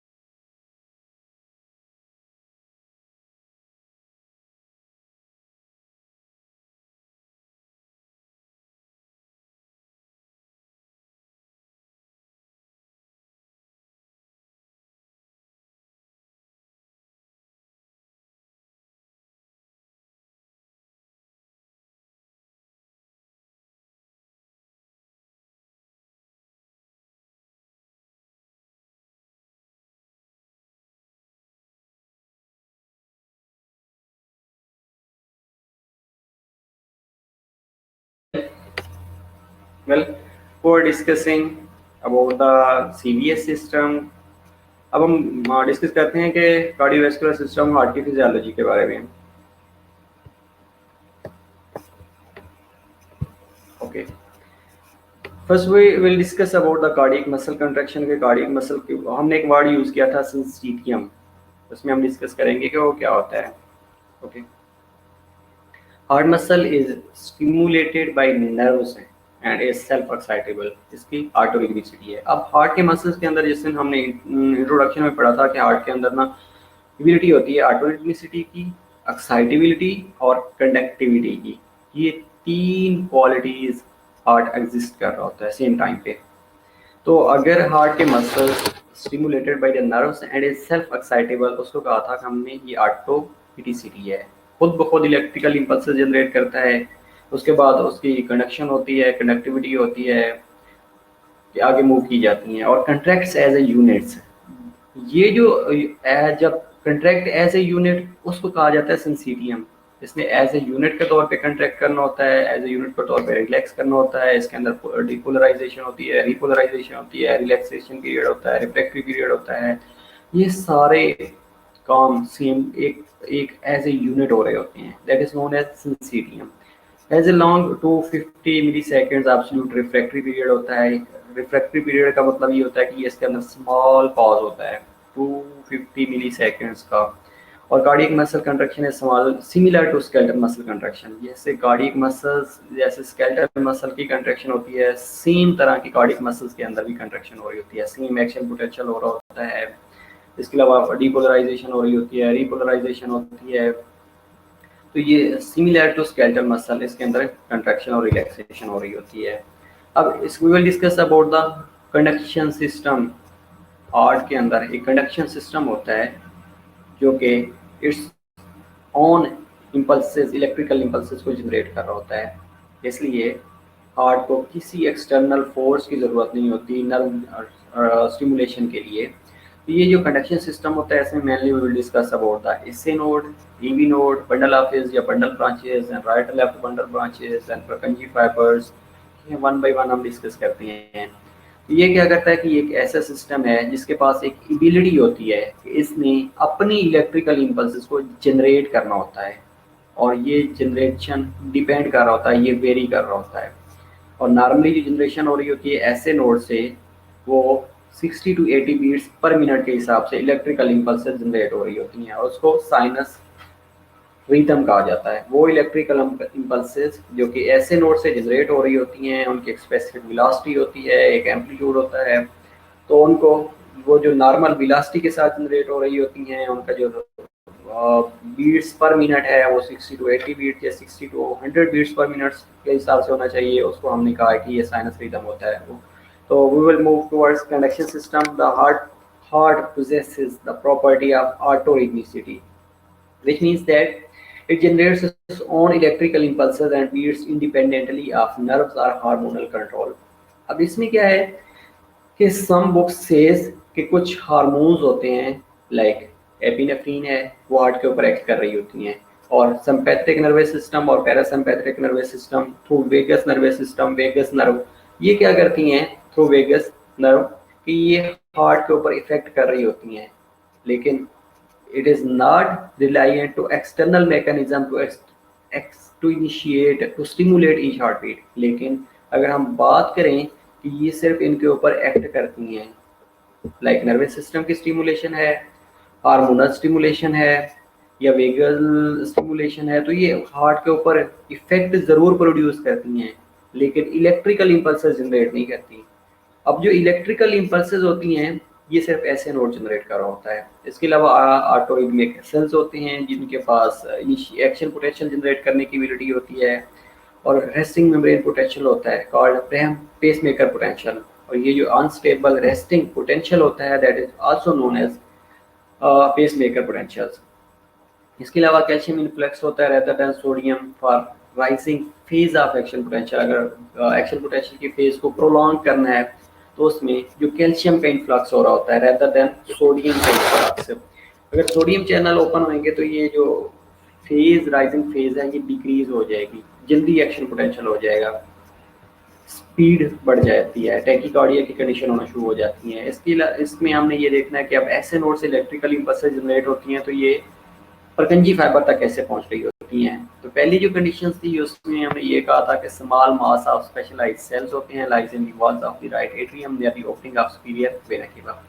Basically जो सुपीरियर वेना केवा होती है राइट एट्रियम के अंदर जैसे ड्रेन हो रहा होता है ना ब्लड, या राइट एट्रियम के अंदर सुपीरियर वेना केवा इंटर हो रहा होता है, तो वहाँ पे स्पेशलाइज्ड टाइप्स ऑफ सेल पड़े होते हैं जिनको कहा जाता है ऐसे नोड, सेनोएट्रियल नोड। अब ये सेनोएट्रियल सेल्स होते हैं या नोड्स होते हैं, ये जो सेनोएट्रियल सेल्स होते हैं ये क्या करते हैं कि इन्होंने एक इलेक्ट्रिकल इम्पल्सेस जनरेट करनी होती हैं वे स्पेसिफिक बीट्स पर मिनट के हिसाब से, स्पेसिफिक जनरेशन हो रही होती है, स्पेसिफिक इलेक्ट्रिकल इम्पल्सेस की जनरेशन हो रही होती है। कर कौन रहे होते हैं? साइनोएट्रियल नोड कर रहे होते हैं। अब ये साइनोएट्रियल नोड्स जो होते हैं ये इलेक्ट्रिकल इनस्टेबल होती हैं, इन्होंने क्या करना होता है रिपीटेडली इलेक्ट्रिकल इम्पल्सेस जनरेट करनी रहती हैं, और ये जो इनकी इंस्टेबिलिटी ये लीड कर रही होती है टूवर्ड्स डीपोलराइजेशन। वो जो डीपोलराइजेशन है वो 60 to 80 टाइम्स पर मिनट या 60 to 80 बीट्स पर मिनट के हिसाब से ये इलेक्ट्रिकल इम्पल्सेस जनरेट हो रही होती हैं। ऐसे नोड्स राइट एट्रियम के अंदर पड़ा होता है और ये क्या करता है अनस्टेबल, इलेक्ट्रिकल अनस्टेबल होता है, और इसने 60 to 80 बीट्स पर मिनट के हिसाब से इलेक्ट्रिकल इम्पल्सेस को जनरेट करना होता है, प्रोड्यूस करना होता है, इनिशिएट करना होता है। उसके बाद ये डीपोलराइजेशन होती है। Depolarisation is followed by repolarisation. Depolarisation होगी कंट्रैक्शन, कंट्रैक्ट होएगा, उसके बाद रीपोलराइजेशन होगी, दोबारा अपनी नॉर्मल हालत में आएगा, but almost immediately their instability leads them to discharge again setting the heart rate. अब इसने क्या करना होता है ऐसे नोड ने एक स्पेसिफिक हार्ट रेट को सेट करना होता है, और इसके अलावा इसको primary pacemaker of the heart भी कहा जाता है। और जैसे ही इसकी फायरिंग होगी तो ये एट्रिया की कंट्रैक्शन करवाएंगे। तो फायरिंग ऑफ ऐसे नोड वी कैन से कि ये क्या करती हैं कि ये एट्रिया की कंट्रैक्शन करवा रही होती हैं। तो हमने जो इस स्लाइड्स के ऊपर डिस्कस किया है वो ये है कि जो ऐसे नोड होता है ये राइट एट्रियम के अंदर पड़ा होता है, राइट एट्रियम के अंदर, और ये इलेक्ट्रिकल अनस्टेबल होता है और इसने एक स्पेसिफिक टाइम्स के स्पेसिफिक बीट्स पर मिनट के हिसाब से इलेक्ट्रिकल इम्पल्सेस जनरेट करनी होती हैं। और वो इलेक्ट्रिकल इम्पल्सेस कितनी हैं? वो 60 to 80 बीट्स पर मिनट के हिसाब से इलेक्ट्रिकल इम्पल्सेस जनरेट कर रहा होता है। उसके बाद इसके अंदर डीपोलराइजेशन होती है, देन रीपोलराइजेशन होती है, एज वेल एज ये डीपोलराइजेशन और जो रीपोलराइजेशन हो रही होती है ये हार्ट रेट को मेंटेन कर रही होती है। और इसके अलावा इसको प्राइमरी पेसमेकर ऑफ हार्ट कहा जाता है। अब जिससे ही ऐसे नोड से इलेक्ट्रिकल इम्पल्सेस जनरेट होती हैं तो ये जो एटीरियल कंट्रैक्शन है वो होना शुरू हो जाती है, depolarisation of atria we can also say. इसके अलावा इसकी एवी नोड तक ये कैसे पहुंचती हैं? उसके बाद small mass of neuromuscular tissue is situated in the walls of the atrial septum near the AV walls. अब देयर इज ए डिले। अब वो जो डिले है उसको कहा जाता है इंटरनोडल डिले। अब इलेक्ट्रिकल इम्पल्सेस जो होती हैं ये इलेक्ट्रिकल जो सिग्नल्स होते हैं ना फॉर 0.1 ऑफ द सेकंड्स के लिए वहां पे डिले होता है। This allows the atria to finish contraction before the ventricle starts. अब इससे क्या होता है? ओके बेटा, लास्ट स्लाइड्स के ऊपर जो हमने डिस्कस किया है वो ये किया है कि जो ऐसे नोड्स होता है ना ये इलेक्ट्रिकल इम्पल्सेस को जनरेट करता है। Right atrium of the heart के अंदर पड़ा होता है जहाँ से सुपीरियर वेना केवा इंटर होता है, इलेक्ट्रिकल अनस्टेबल होता है। उसके रिजल्ट में इसने क्या करना होता है कि स्पेसिफिक पीरियड्स के लिए इसने क्या करना होता है इलेक्ट्रिकल इम्पल्सेस जनरेट करनी होती है, और उसका जो इलेक्ट्रिकल इम्पल्सेस है वो 60 to 80 बीट्स पर मिनट के हिसाब से उसने इलेक्ट्रिकल इम्पल्सेस जनरेट करनी होती हैं ताकि डीपोलराइजेशन और रीपोलराइजेशन होती रहेगी। जब डीपोलराइजेशन और रीपोलराइजेशन होती रहेगी तो जो हार्ट का रेट है वो मेंटेन रहेगा। उसके अलावा primary pacemaker of the heart होता है, और जैसे ये इलेक्ट्रिकल इम्पल्सेस जनरेट होती हैं तो जो एट्रिया ऑफ द हार्ट है दैट विल बी कंट्रैक्टेड, उनकी डीपोलराइजेशन हो जाती है।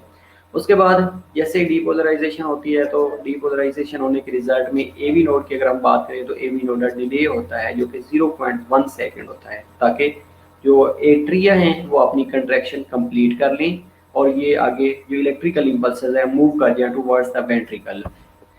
Okay, this allows the atria to finish contracting before the ventricle start. The AV node has the secondary pacemaker of the heart.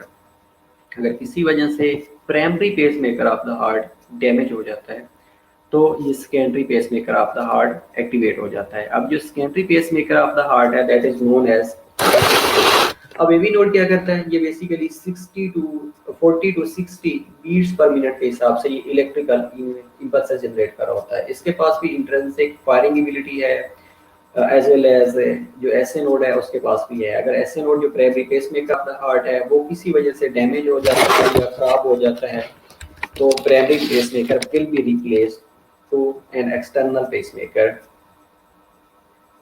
तो इस slides पे हमने जो डिस्कस किया है कि जो एवी नोडल डिले होता है जो कि 0.1 ऑफ द सेकंड्स है, ताकि जो एट्रिया है वो कंट्रैक्ट हो जाएं कंप्लीटली और उसके बाद वो जो इलेक्ट्रिकल इंपल्सेस हैं वो आगे ट्रांसमिट हो जाएं टुवर्ड्स वेंट्रिकल और वेंट्रिकल की कंट्रैक्शन स्टार्ट हो जाए। इसके रिजल्ट में इसको हमने secondary pacemaker of the heart कहा है। और उसकी जो एबिलिटी है, इंट्रिंसिक एबिलिटी है, जो फायरिंग करने की एबिलिटी है, जो इलेक्ट्रिकल इंपल्सेस जनरेट करने की एबिलिटी है वो 60 to 80 beat 40 to 60 beats per minute के हिसाब से ये इलेक्ट्रिकल इंपल्सेस जनरेट करता है। उसके बाद जो इलेक्ट्रिकल इंपल्सेस होती हैं that moves towards the AV bundle या बंडल ऑफ फेस या bundle branches. AV node basically septum के दरमियान पड़ा होता है। This mass of specialized fibers originates from the AV node. The AV node crosses the fibrous string that separates the artery or ventricle. Basically जो AV node होता है ना, artery और ventricle का जो septum होता है वहाँ पे पड़ा होता है। ओके, अब इसने क्या करना होता है, इसने आगे डिवाइड होना होता है। जो AV बंडल्स है ये आगे बंडल ऑफ फेस राइट और लेफ्ट बंडल ब्रांचेस में डिवाइड हो जाता है। अब जो लेफ्ट बंडल ब्रांचेस है left side of the heart की तरफ चली जाती हैं, डिवाइड होकर मैन्यूट फाइबर्स बना देती हैं जिनको परकंजी फाइबर्स कहा जाता है। और same condition with the left side of the heart. Left side of the heart में भी ये वेंट्रिकल मायोकार्डियम के अंदर डिवाइड होना शुरू हो जाती हैं और स्मॉल ब्रांचेस के अंदर माइन्यूट स्मॉल ब्रांचेस में डिवाइड हो जाती है जिनको परकंजी फाइबर कहा जाता है। तो ये क्या था कि जो एबी बंडल्स है या बंडल ब्रांचेस हैं ये एवी नोड से ओरिजिनेट हो रही होती हैं। और एवी नोड कहाँ पे पड़ा होता है, ये सेप्टम के दरमियान एट्री और वेंट्रिकुलर का जो सेप्टम होता है वहाँ पे पड़ा होता है। अब ये राइट और लेफ्ट बंडल ब्रांचेस में डिवाइड हो जाता है। जब left side of the heart है उसकी तरफ लेफ्ट बंडल ब्रांच आएगी और मैन्यूट फाइबर्स के अंदर या फिब्रल्स के अंदर ये डिवाइड होना शुरू हो जाती है, उनको परकंजी फाइबर्स कहा जाता है। नेक्स्ट स्लाइड पे आपको मैं एक पिक में दिखाऊंगा ये कैसे डिवाइड होना शुरू हो जाती हैं।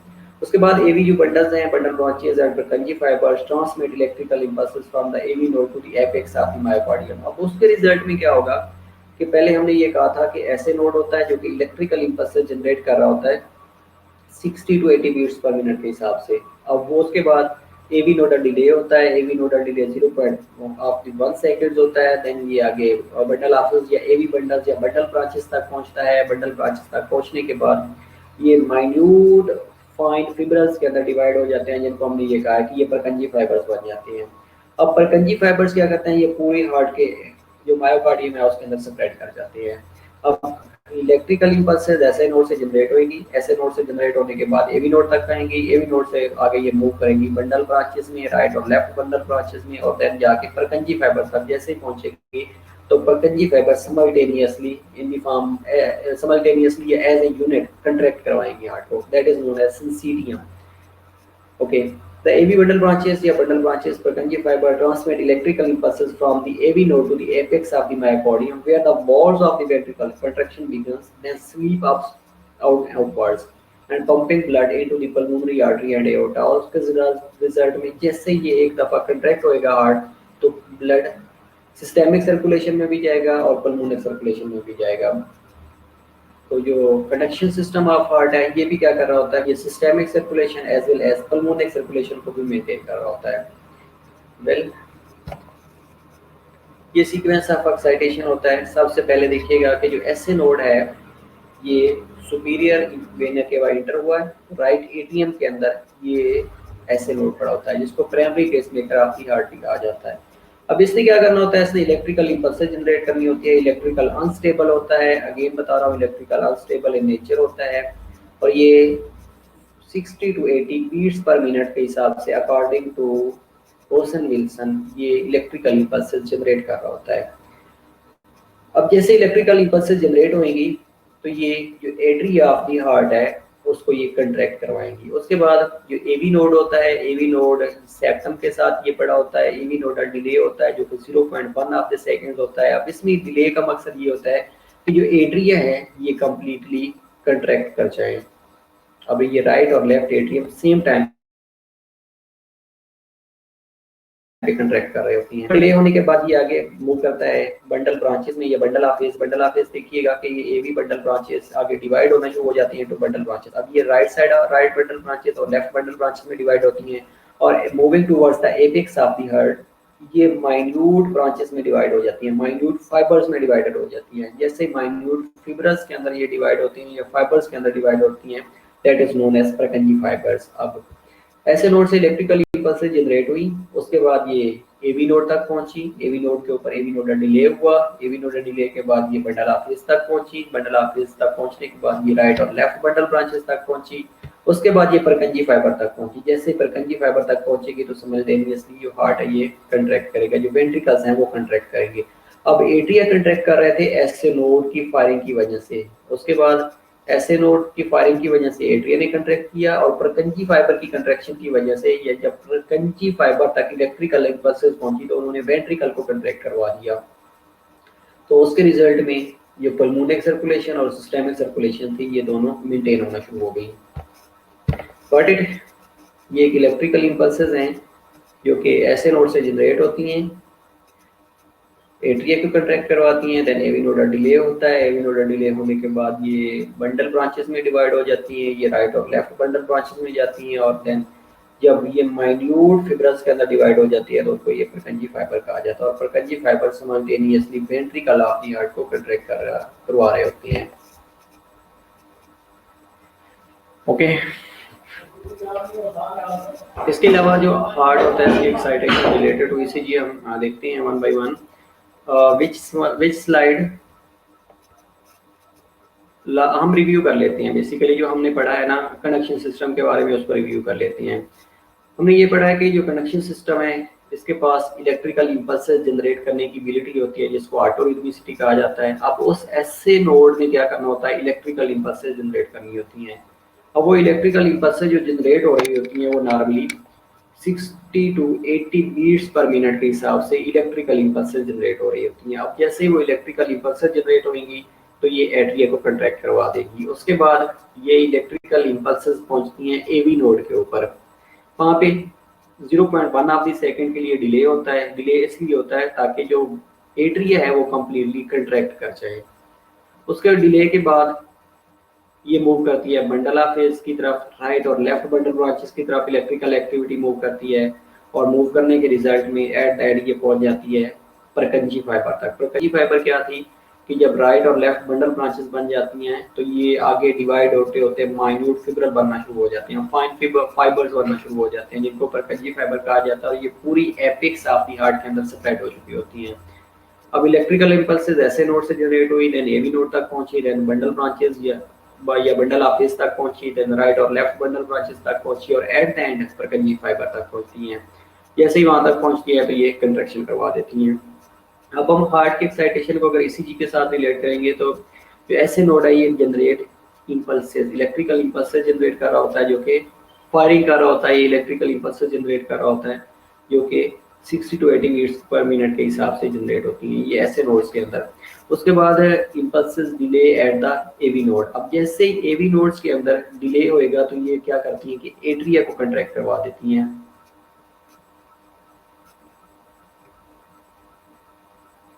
ओके, वी विल रिपीट इंशाल्लाह after lockdown.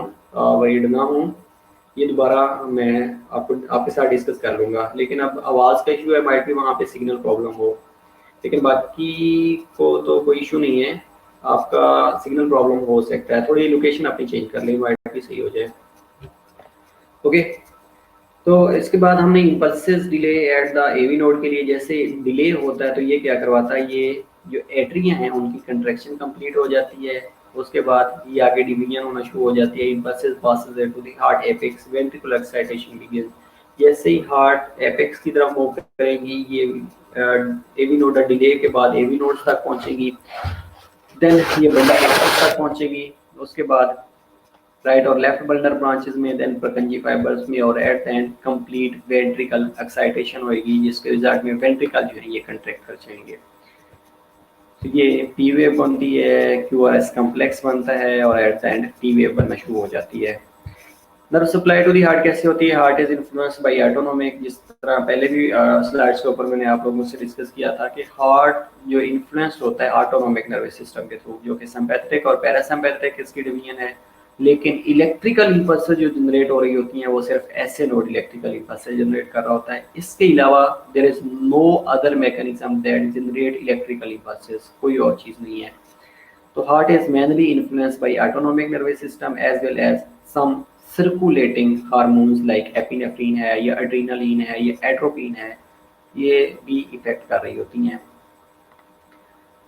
Nerve originated in the cardiovascular center in the medulla oblongata, medulla oblongata ये बेसिकली कार्डियोवैस्कुलर सेंटर्स होता है जो कि हार्ट रेट को मेंटेन कर रहा होता है। वेगस नर्व स्टिमुलेशन होती है जो कि पैरासिम्पैथेटिक in नेचर होती है, mainly supply S node and AV node and arterial muscle को जो वेगस नर्व है ये सप्लाई कर रही होती है। अगर वेगस नर्व स्टिमुलेशन हो जाती है तो इसके रिजल्ट में जो पैरासिम्पैथेटिक डिवीजन है वो एक्टिवेट हो जाती है। अगेन रिपीट कर लेते हैं कि जो सिंपैथेटिक डिवीजन है ये हार्ट रेट को बढ़ा रही होती है, और जो पैरासिम्पैथेटिक डिवीजन है ये हार्ट रेट को कम कर रही होती है। अब जो वेगस नर्व है that is supplied bye parasympathetic nervous system. अगर वेगस नर्व की स्टिमुलेशन होगी तो वी कैन आल्सो से कि पैरासिम्पैथेटिक नर्वस सिस्टम की एक्टिवेशन हो गई है। अब जैसे ही पैरासिम्पैथेटिक नर्वस सिस्टम की एक्टिवेशन होगी तो उसके रिजल्ट में जो एस नोड है, एवी नोड है, और आर्टेरियल मसल है दैट विल बी इफेक्टेड, तो उसके रिजल्ट में हार्ट रेट कम करना शुरू कर देंगी। Vagus nerve stimulation या vagal stimulation reduces the heart rate at which the impulses are produced, decreasing the rate and force of the heartbeat. अब जैसे ही वेगल स्टिमुलेशन होगी या पैरासिम्पैथेटिक स्टिमुलेशन होगी तो उसके रिजल्ट में जो रेट ऑफ द हार्ट है या रेट ऑफ द इम्पल्सेस है, जिस रेट से वो जनरेट हो रही हैं वो कम होना शुरू हो जाएंगी। तो उसके रिजल्ट में हार्ट रेट कम होना शुरू हो जाएगा, और फोर्स ऑफ कंट्रैक्शन या फोर्स ऑफ बीट जो है that will be reduced.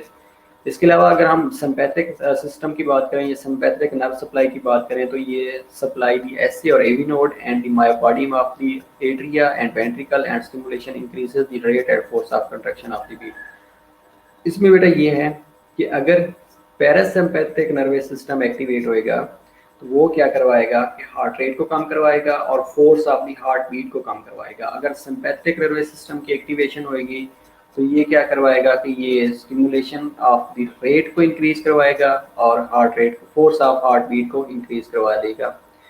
We can also से कि जो वेगल नर्व स्टिमुलेशन है या वेगस स्टिमुलेशन है दैट कॉजेस टैकीकार्डिया। और अगर हम बात करें सिस्टेमिक सिंपैथिक स्टिमुलेशन की तो sympathetic stimulation causes tachycardia, heart rate increase करवाती है। ओके, ईसीजी के बारे में अगर हम थोड़ा सा डिस्कस करें तो electrical activity is recorded on by the electrocardiogram, P waves respond to depolarisation of. जैसे ही एसए नोड की डीपोलराइजेशन होगी तो पी वेव बनना शुरू हो जाएगी, वेंट्रिकुलर की डीपोलराइजेशन होगी तो क्यूआरएस कॉम्प्लेक्स बनना शुरू हो जाएगा, और अगर वेंट्रिकुलर जब रीपोलराइजेशन होगी तो टी वेव बनना शुरू हो जाएगी। ये पी क्यू आर एस और टी वेव्स ये याद रखिएगा कि जब एसए नोड की डीपोलराइजेशन होगी तो पी वेव बनना शुरू हो जाएगी, और जब वेंट्रिकुलर की डीपोलराइजेशन होगी तो क्यू आर एस कॉम्प्लेक्स बनेगा, और जब वेंट्रिकुलर की वेंट्रिकल्स की या वेंट्रिकुलर रीपोलराइजेशन होगी तो टी वेव बनना शुरू हो जाएगी। ये उसके बाद एटीरियल repolarisation record is marked by the large QRS complex. The ECG described above originates from the SA node and is called sinus rhythm. अगर ECG SA node से जनरेट हो रही होती है तो इसके लिए इसको हमने साइनस रिदम कहा जाता है, और साइनस रिदम के लिए सर्टेन कंडीशंस होती हैं। वो सर्टेन कंडीशन क्या हो सकती हैं? The rate of the sinus rhythm should be 60 to 100 beats per minute के हिसाब से। तो फास्टर हार्ट रेट अगर होएगा तो उसको हम वी कैन से टैकीकार्डिया है, अगर स्लोअर हार्ट रेट है तो वी कैन से कि ब्रैडीकार्डिया है। ओके, ये देखिएगा कि ऐसे नोड से इलेक्ट्रिकल इंपल्सेस जनरेट होंगी तो जो जब ऐसे नोड की डीपोलराइजेशन होगी तो पी वेव बनना शुरू हो जाएगी। अब जब वेंट्रिकुलर डीपोलराइजेशन होगी तो QRS कम्प्लेक्स बनना शुरू हो जाएगा, और जब वेंट्रिकुलर रीपोलराइजेशन होगी तो T वेव बनना शुरू हो जाएंगी। इसके अलावा जब एटीरियल डीपोलराइजेशन होगी तो PQ इंटरवल बनना शुरू हो जाएगा। इसके रिजल्ट में जब वेंट्रिकुलर की रीपोलराइजेशन होगी तो ST सेगमेंट बनना शुरू हो जाएगा। ओके वेल, ये वेव सेगमेंट और इंटरवल्स एंड ईसीजी क्या होते हैं? जो वेव्स होती हैं P वेव्स होती है, QRS होता है और T वेव होती हैं। सेगमेंट में PR सेगमेंट होती हैं, ST सेगमेंट होते हैं, और इंटरवल्स में PR इंटरवल्स होती हैं, QRS इंटरवल्स होती हैं और QT इंटरवल्स होती हैं। ओके, मायोकार्डियल सेल की अगर हम एक मायोकार्डियल सेल की बात करें जिसमें एक्शन पोटेंशियल हो रहा होता है, तो ये जैसे सोडियम का इन्फ्लक्स होएगा तो जो पोटाशियम गेटेड चैनल्स हैं वो ब्लॉक हो जाएंगे, sorry potassium gated channel open हो जाएंगे और कैल्शियम चैनल जो हैं ये क्लोज होना शुरू हो जाएंगे। सोडियम इन्फ्लक्स होएगा, सोडियम इनसाइड आएगा, रेस्टिंग मेम्ब्रेन पोटेंशियल जो कि -90 था और that will be converted into -7 millivolt. तो उसके रिजल्ट में सोडियम इन्फ्लक्स होएगा, पोटाशियम आउटसाइड मूव करेगा और जो कैल्शियम गेटेड चैनल है दैट विल बी क्लोज।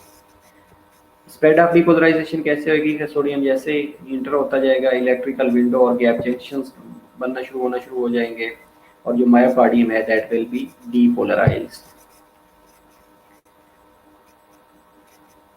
अब ये देखते हैं कि जो AV नोड है, AV node is slower conductor and wire current is being held in the AV node for a while. Let's see in the next slide.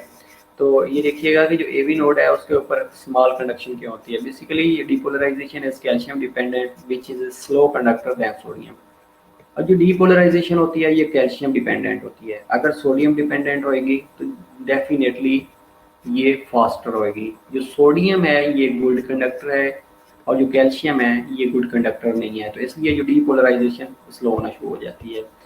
इसके अलावा जो दूसरी कंडीशन होती है is less in diameter which offers more resistance to current. अब इसका जो diameter है वो कम है, इसके रिजल्ट में रेजिस्टेंस इसको ज़्यादा बेयर करनी पड़ती है और गैप जंक्शंस कम हैं।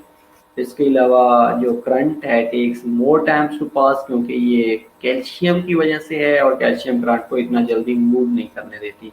इसके अलावा resting membrane potential is -60 millivolt, और जो -60 वोल्ट है उसके ऊपर जो कि सोडियम चैनल है वो परमानेंटली क्लोज हो चुके होते हैं, इसलिए ये AV नोडल डिले यहाँ पे इसलिए डिले हो रहा होता है। उसके बाद प्रेकेंजी फाइबर्स में ये होता है कि ये जल्दी कंट्रैक्शन क्यों हो जाती है, क्योंकि वहाँ पे गैप जंक्शन ज़्यादा हैं, करंट जो है ये इजीली मूव कर जाता है।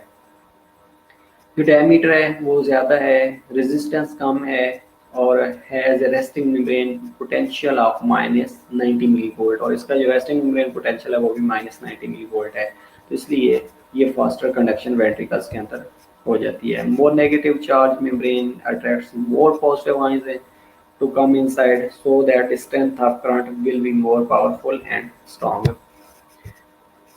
इसको अगर हम सम अप कर लें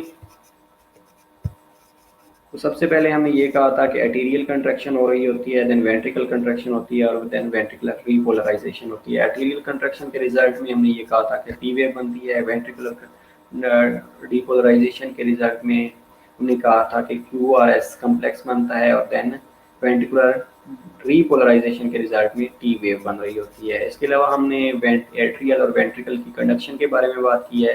तो जो एट्रिया की कंट्रैक्शन है उसमें हमने ये कहा है कि वहाँ पे गैप जंक्शंस कम होते हैं, डायमीटर कम होता है, रेजिस्टेंस ज़्यादा होती है, और जो कैल्शियम होती है वो गेटेड चैनल्स उसके थ्रू हो रही होती है, वो स्लो कंडक्टर्स है। अगर हम वेंट्रिकल्स की बात करें तो वहाँ पे गैप जंक्शन ज़्यादा होते हैं, रेजिस्टेंस कम होती है, डायमीटर ज़्यादा होता है, और जो रेस्टिंग मेम्ब्रेन पोटेंशियल है वो -90 मिलीवोल्ट होता है, और स्पेशली जो इम्पोर्टेंट है वो सोडियम इंड्यूस्ड होता है, तो उस वजह से वहाँ पे जो कंडक्शन है वो फास्टर होती है। टाइम ड्यूरेशन अगर हम एक ECG की स्टेप लेके देखें तो उसके ऊपर हमें ये चीज़ों का पता होना चाहिए कि क्या क्या चीज़ें हैं।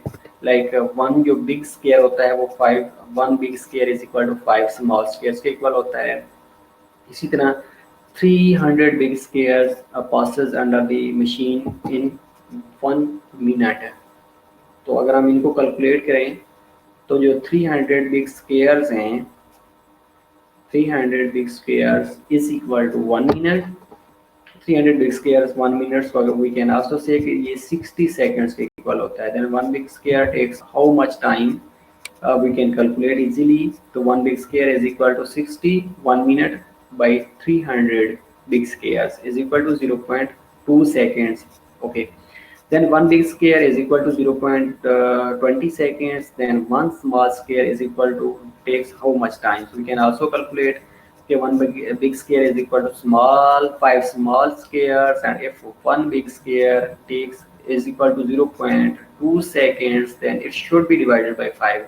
और अगर हम इसको करते हैं तो ये 0.20 divided by 5 is equal to 0.04 second. तो वन स्मॉल स्क्वायर जो इसके अंदर शो हो रहा है वो 0.04 सेकेंड्स ले रहा होता है।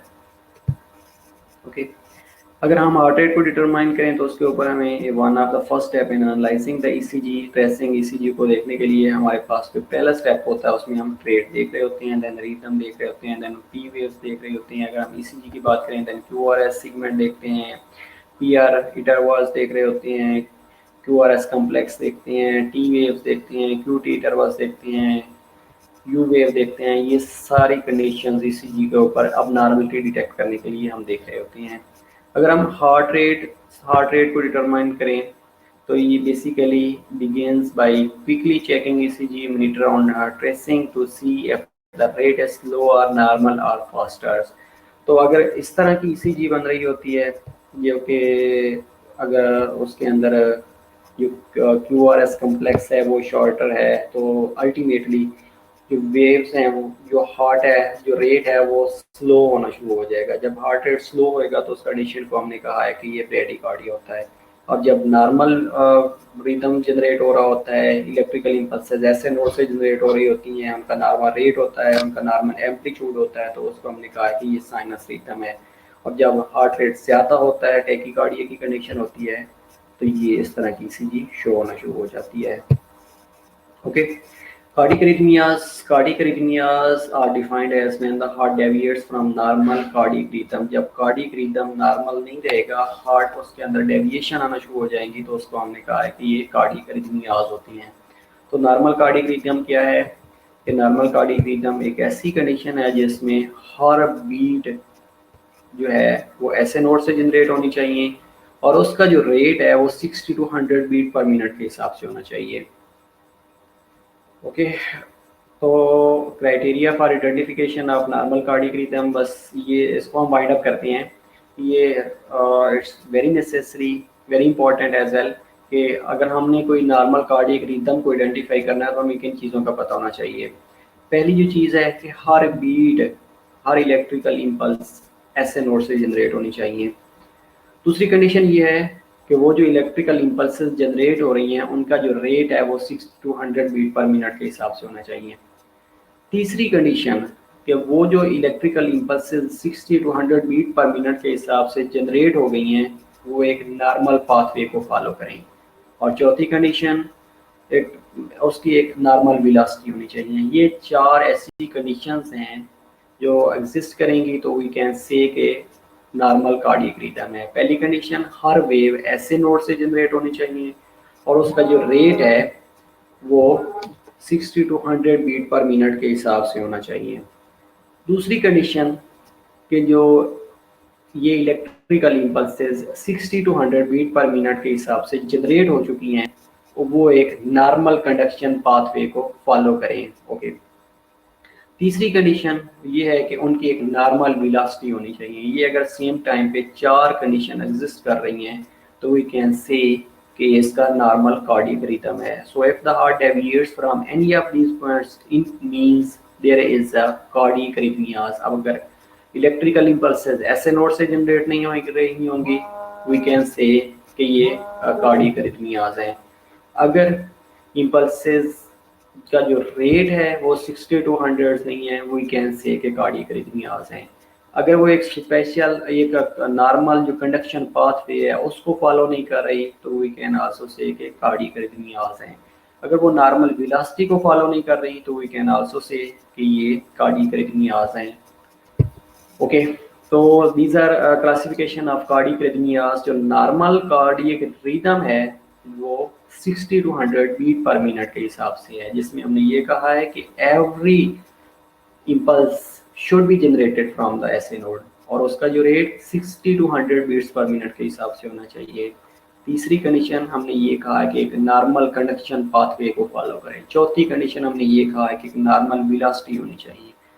इसमें अगर जो हार्ट रेट है वो 40 to 60 बीट पर मिनट के हिसाब पर चला गया तो उसको माइल्ड ब्रीडी एरिथमिया कहा जाता है।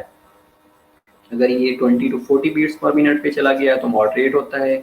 अगर less than 20 beats per minute के हिसाब पर चला गया है तो सवेयर ब्रेडी ब्रेडी एरिथमिया होता है। ओके, अगर हम मूव करते हैं टैकीकार्डिया की तरफ, तो अगर हार्ट रेट 100 से लेके 150 बीट्स पर मिनट के पर चला गया है तो ये साइनस टैकी एरिथमिया होएगा। ओके, अगर ये 150 से लेके 250 तक चला गया है तो प्रॉक्सिमल टैकी एरिथमिया होएगा। अगर 250 से 350 तक चला गया है तो इसको फ्लिटर्स कहा जाता है। और इसके अगर मोर देन 350 चला गया है तो उसको फिब्रिलेशन कहा जाता है, एटीरियल वेंट्रिकल फिब्रिलेशन। दीज और the classification of cardiac arrhythmias. SA node, sinoatrial node. Sinoatrial node कहाँ पे प्रेजेंट होता है? राइट एट्रियम के अंदर। Okay, this is another way to classify sinus arrhythmias, arterial arrhythmias, junction arrhythmias. ये conditions होती हैं कि अरिथमिया कहाँ से ओरिजिनेट हो रहा है। अगर एसए नोड से ओरिजिनेट हो रहा है तो साइनस अरिथमियाज होंगे। एबी नोड से अगर ओरिजिनेट हो रहा है तो आर्टेरियल अरिथमियाज होंगे, ये जंक्शन अरिथमियाज होंगे। या एबी नोड से अगर एट्रिया से एग्जैक्टली ओरिजिनेट हो रहा होता है तो उसको एबी नोडल अरिथमियाज कहा जाता है। और वेंट्रिकुलर अरिथमियाज एज वेल होती हैं। Cardiac arrhythmias, first we will take about the physiological sinus arrhythmias. It is a normal phenomena जिसके अंदर as you know the heart is under the influence of autonomic nervous system। बस few slides more, उसके बाद हम इंशाल्लाह इसको find up कर लेंगे। ये arrhythmias को कंप्लीट कर लेते हैं। As you know that the heart is under the influence of autonomic nervous system, and one of the major parasympathetic outflow is the vagus that is controlled by the centers in the medulla and one of the center in the nucleus nucleus. It controls the automaticity of the SA node from the medulla, which relates with the activity of SA node as well as AV node. But right now we will take about the SA node. ये एक vagus nerve stimulation दिखाई है। Vagus nerve stimulation में ये है, okay, vagus nerve stimulation में बेटा ये है कि अगर वेगस नर्व स्टिमुलेशन एक्टिवेट होएगी तो उसके रिजल्ट में हार्ट रेट जो है कम होना शुरू हो जाएगा। अगर वेगस नर्व स्टिमुलेशन नहीं होएगी, सिंपैथेटिक एक्टिविटी अगर बढ़ जाएगी तो हार्ट रेट बढ़ना शुरू हो जाएगा। ओके, तो आज हमने जो पढ़ा है उसको हम डिस्कस कर लेते हैं कि क्या क्या चीज़ें हमने डिस्कस की हैं। We will continue in on next Thursday I think। तो हम हार्ट साउंड्स के बारे में पढ़ेंगे। हार्ट साउंड्स क्या होती हैं, तो हम इससे पहले थोड़ा डिस्कस कर लेते हैं कि आज हमने क्या क्या रीड आउट किया है। जो आज हमने पढ़ा है उसके बारे में हमने स्पेशली हार्ट के बारे में डिस्कस करते हैं कि क्या क्या चीज़ें हमने पढ़ी हैं। ओके,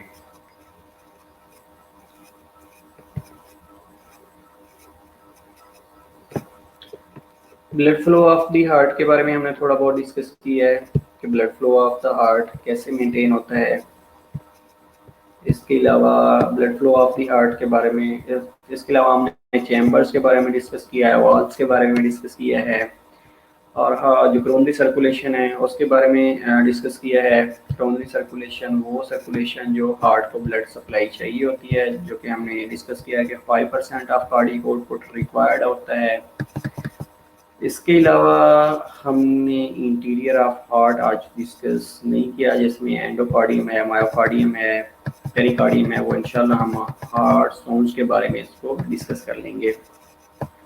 इसके अलावा हमने इंटरकलेटेड डिस्क के बारे में डिस्कस किया था, परकंजी फाइबर्स के बारे में डिस्कस किया था, पॉलिनी टेंडिनाई के बारे में डिस्कस किया था। इसके अलावा ब्लड सर्कुलेशन में हमने आर्टीरियल ब्लड सप्लाई के बारे में डिस्कस किया है कि heart is supplied by arterial blood by the right and left coronary artery, जो कि एओर्टा के immediately distal to aortic valve originate हो रही होती है। कोरोनरी आर्टरी वो आगे डिवाइड हो जाती है राइट और लेफ्ट कोरोनरी आर्टरी के अंदर।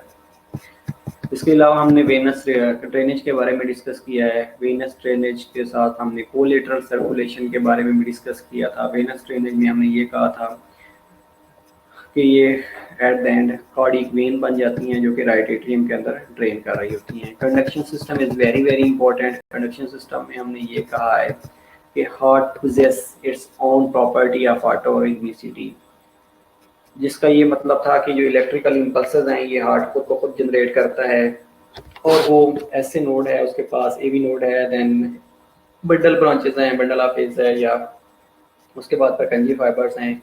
तो हमने ये कहा था कि जो ऐसे नोड है उससे इलेक्ट्रिकल इम्पल्सेस जनरेट हो रही होती हैं, और वो जो इलेक्ट्रिकल इम्पल्सेस हैं वो 60 to 80 बीट पर मिनट के हिसाब से इलेक्ट्रिकल इम्पल्सेस जनरेट होती हैं।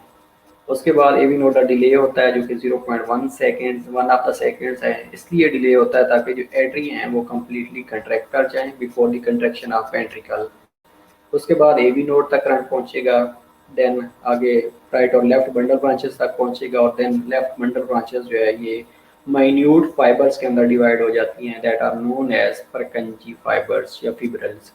अब ये जो परकंजी फाइबर्स हैं ये करंट रिसीव करते हैं फ्रॉम राइट और लेफ्ट बंडल ब्रांचेस से, और एट द एंड ये एपेक्स ऑफ द हार्ट तक पहुंचते हैं। तो पहुंचने के बाद अल्टीमेटली इनके अंदर कंट्रैक्शन होती है, और एज ए यूनिट ये कंट्रैक्ट कर रहे होते हैं। उसको हमने कहा कि ये एज ए सिंसीटियम काम कर रही होती हैं। इससे पहले जो हमने डिस्कस की थी कि वो एक सर्कुलेशन ब्लड थ्रू हार्ट और पल्मोनरी और सिस्टेमिक सर्कुलेशन के बारे में हमने डिस्कस किया था। ओके, स्ट्रक्चर्स बेटा करनी है, लेकिन जितना आपकी बुक में होगा उतना ही कर लीजिएगा। ओके, ऐसे नोड एवी नोड के बारे में हमने डिस्कस करने के बाद हमने कुछ चीज़ें और डिस्कस की थी।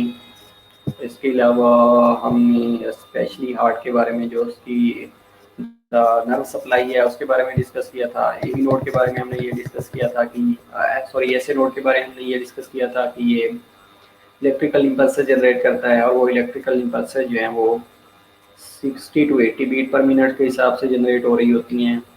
प्राइमरी पेसमेकर ऑफ हार्ट है, और जैसे ही इलेक्ट्रिकल इम्पल्सेस जनरेट होती हैं तो ये एट्रिया को कंट्रैक्ट करवा रही होती हैं। वेंट्रिकल को हमने ये कहा था कि ये secondary pacemaker of the heart है, और ये जो इलेक्ट्रिकल इम्पल्सेस जनरेट कर रहा होता है ये 40 to 60 बीट पर मिनट के हिसाब से हैं। इसके अलावा एवी नोडा डिले होता है, और उसके बाद हमने नर्व सप्लाई के बारे में डिस्कस किया है कि nerve supply autonomic nervous system से इन्फ्लुएंस हो रहा होता है, जिसमें पैरासिम्पैथिक और सिम्पैथिक डिवीजन आती है। अब जो सिम्पैथिक डिवीजन है वो हार्ट रेट को बढ़ा रही होती है, हार्ट रेट को बढ़ाती है, और जो पैरासिम्पैथिक या वेगल नर्व स्टिमुलेशन है वो हार्ट रेट को कम कर रही होती है। अब बेसिकली होता क्या है कि जो वेगल नर्व स्टिमुलेशन है, या वो कैन से कि जो पैरासिम्पैथिक नर्व स्टिमुलेशन है वो mainly SA node, AV node और एटीरियल मसल को सप्लाई कर रही होती है। ये बेटा नोट डाउन कर लीजिएगा कि जो वेगल नर्व सप्लाई है या जो पैरासिम्पैथिक नर्व सप्लाई है वो मेनली एसे नोड को, एवी नोड को और एज वेल एज एटीरियल मसल को सप्लाई कर रही होती है। ओके बेटा, जो एसे नोड है ये primary pacemaker of the heart है, अनस्टेबल इलेक्ट्रिकल एक्टिविटी या इलेक्ट्रिकल इम्पल्सेस जनरेट करता है, और उसका जो रेट है वो 60 to 80 बीट पर मिनट के हिसाब से है। और जो एवी नोड है उसको secondary pacemaker of the heart कहा जाता है, और वो जो इलेक्ट्रिकल इम्पल्सेस जनरेट करता है वो 40 to 60 बीट पर मिनट के हिसाब से जनरेट करता है। अच्छा, अभी हम जो डिस्कस कर रहे थे वो ये था कि जो वेगल नर्व या पैरासिम्पैथिक एक्टिविटी है वो क्या करती है, वो मेनली एसे नोड को सप्लाई कर रही होती है, एवी नोड को सप्लाई कर रही होती है, और आर्टीरियल मसल को सप्लाई कर रही होती है। अब जैसे ही वेगल नर्व स्टिमुलेशन होएगी तो ये क्या करेगा, इसका इफेक्ट क्या होगा कि ये कंट्रैक्शन को डिक्रीज करेगी, हार्ट रेट को डिक्रीज करेगी, और फोर्स ऑफ जो बीट है उसको कम करना शुरू कर देगी, और at the end heart rate कम होना शुरू हो जाएगा। और दूसरा है हार्ट और सिम्पैथिक डिवीजन, सिम्पैथिक स्टिमुलेशन। अब जो सिम्पैथिक स्टिमुलेशन है ये mainly SA node, AV node और arterial I think AV node है, एसे नोड है, और मायोकार्डियम ऑफ द हार्ट और वेंट्रिकल को सप्लाई कर रही होती है। डेफिनेटली यस, ये जो सिम्पैथिक नर्व्स हैं, ये सिम्पैथिक डिवीजन है वो एसे नोड को, एवी नोड को, मायोकार्डियम ऑफ द एट्रिया और वेंट्रिकल को सप्लाई कर रही होती है, और इनकी जैसे स्टिमुलेशन होएगी तो ये रेट और फोर्स ऑफ हार्ट बीट को बढ़ा देती है। जैसे रेट और फोर्स ऑफ हार्ट बीट बढ़ेंगे तो eight the end heart rate बढ़ना शुरू हो जाएगा। इसके अलावा हमने अरिथमियाज के बारे में डिस्कस किया है कि जब नॉर्मल रिदम से हार्ट जो है वो डेविएट करेगा तो उस कंडीशन को अरिथमियाज कहा जाता है। उसकी हमने डिफरेंट क्लासिफिकेशन की है, माइल्ड होता है रेडियोरिथमिया, मॉडरेट होता है, सीवियर होता है। इस तरह हमने टेकिरिथमिया के बारे में बात की है, फ्लटर्स होती हैं, एटीरियल फिब्रिलेशन होती है। It was all about today lectures. तो इंशाल्लाह होप सो कि we will continue with the heart sound in the next class. Okay, thank you so much. See you inshallah on next Thursday.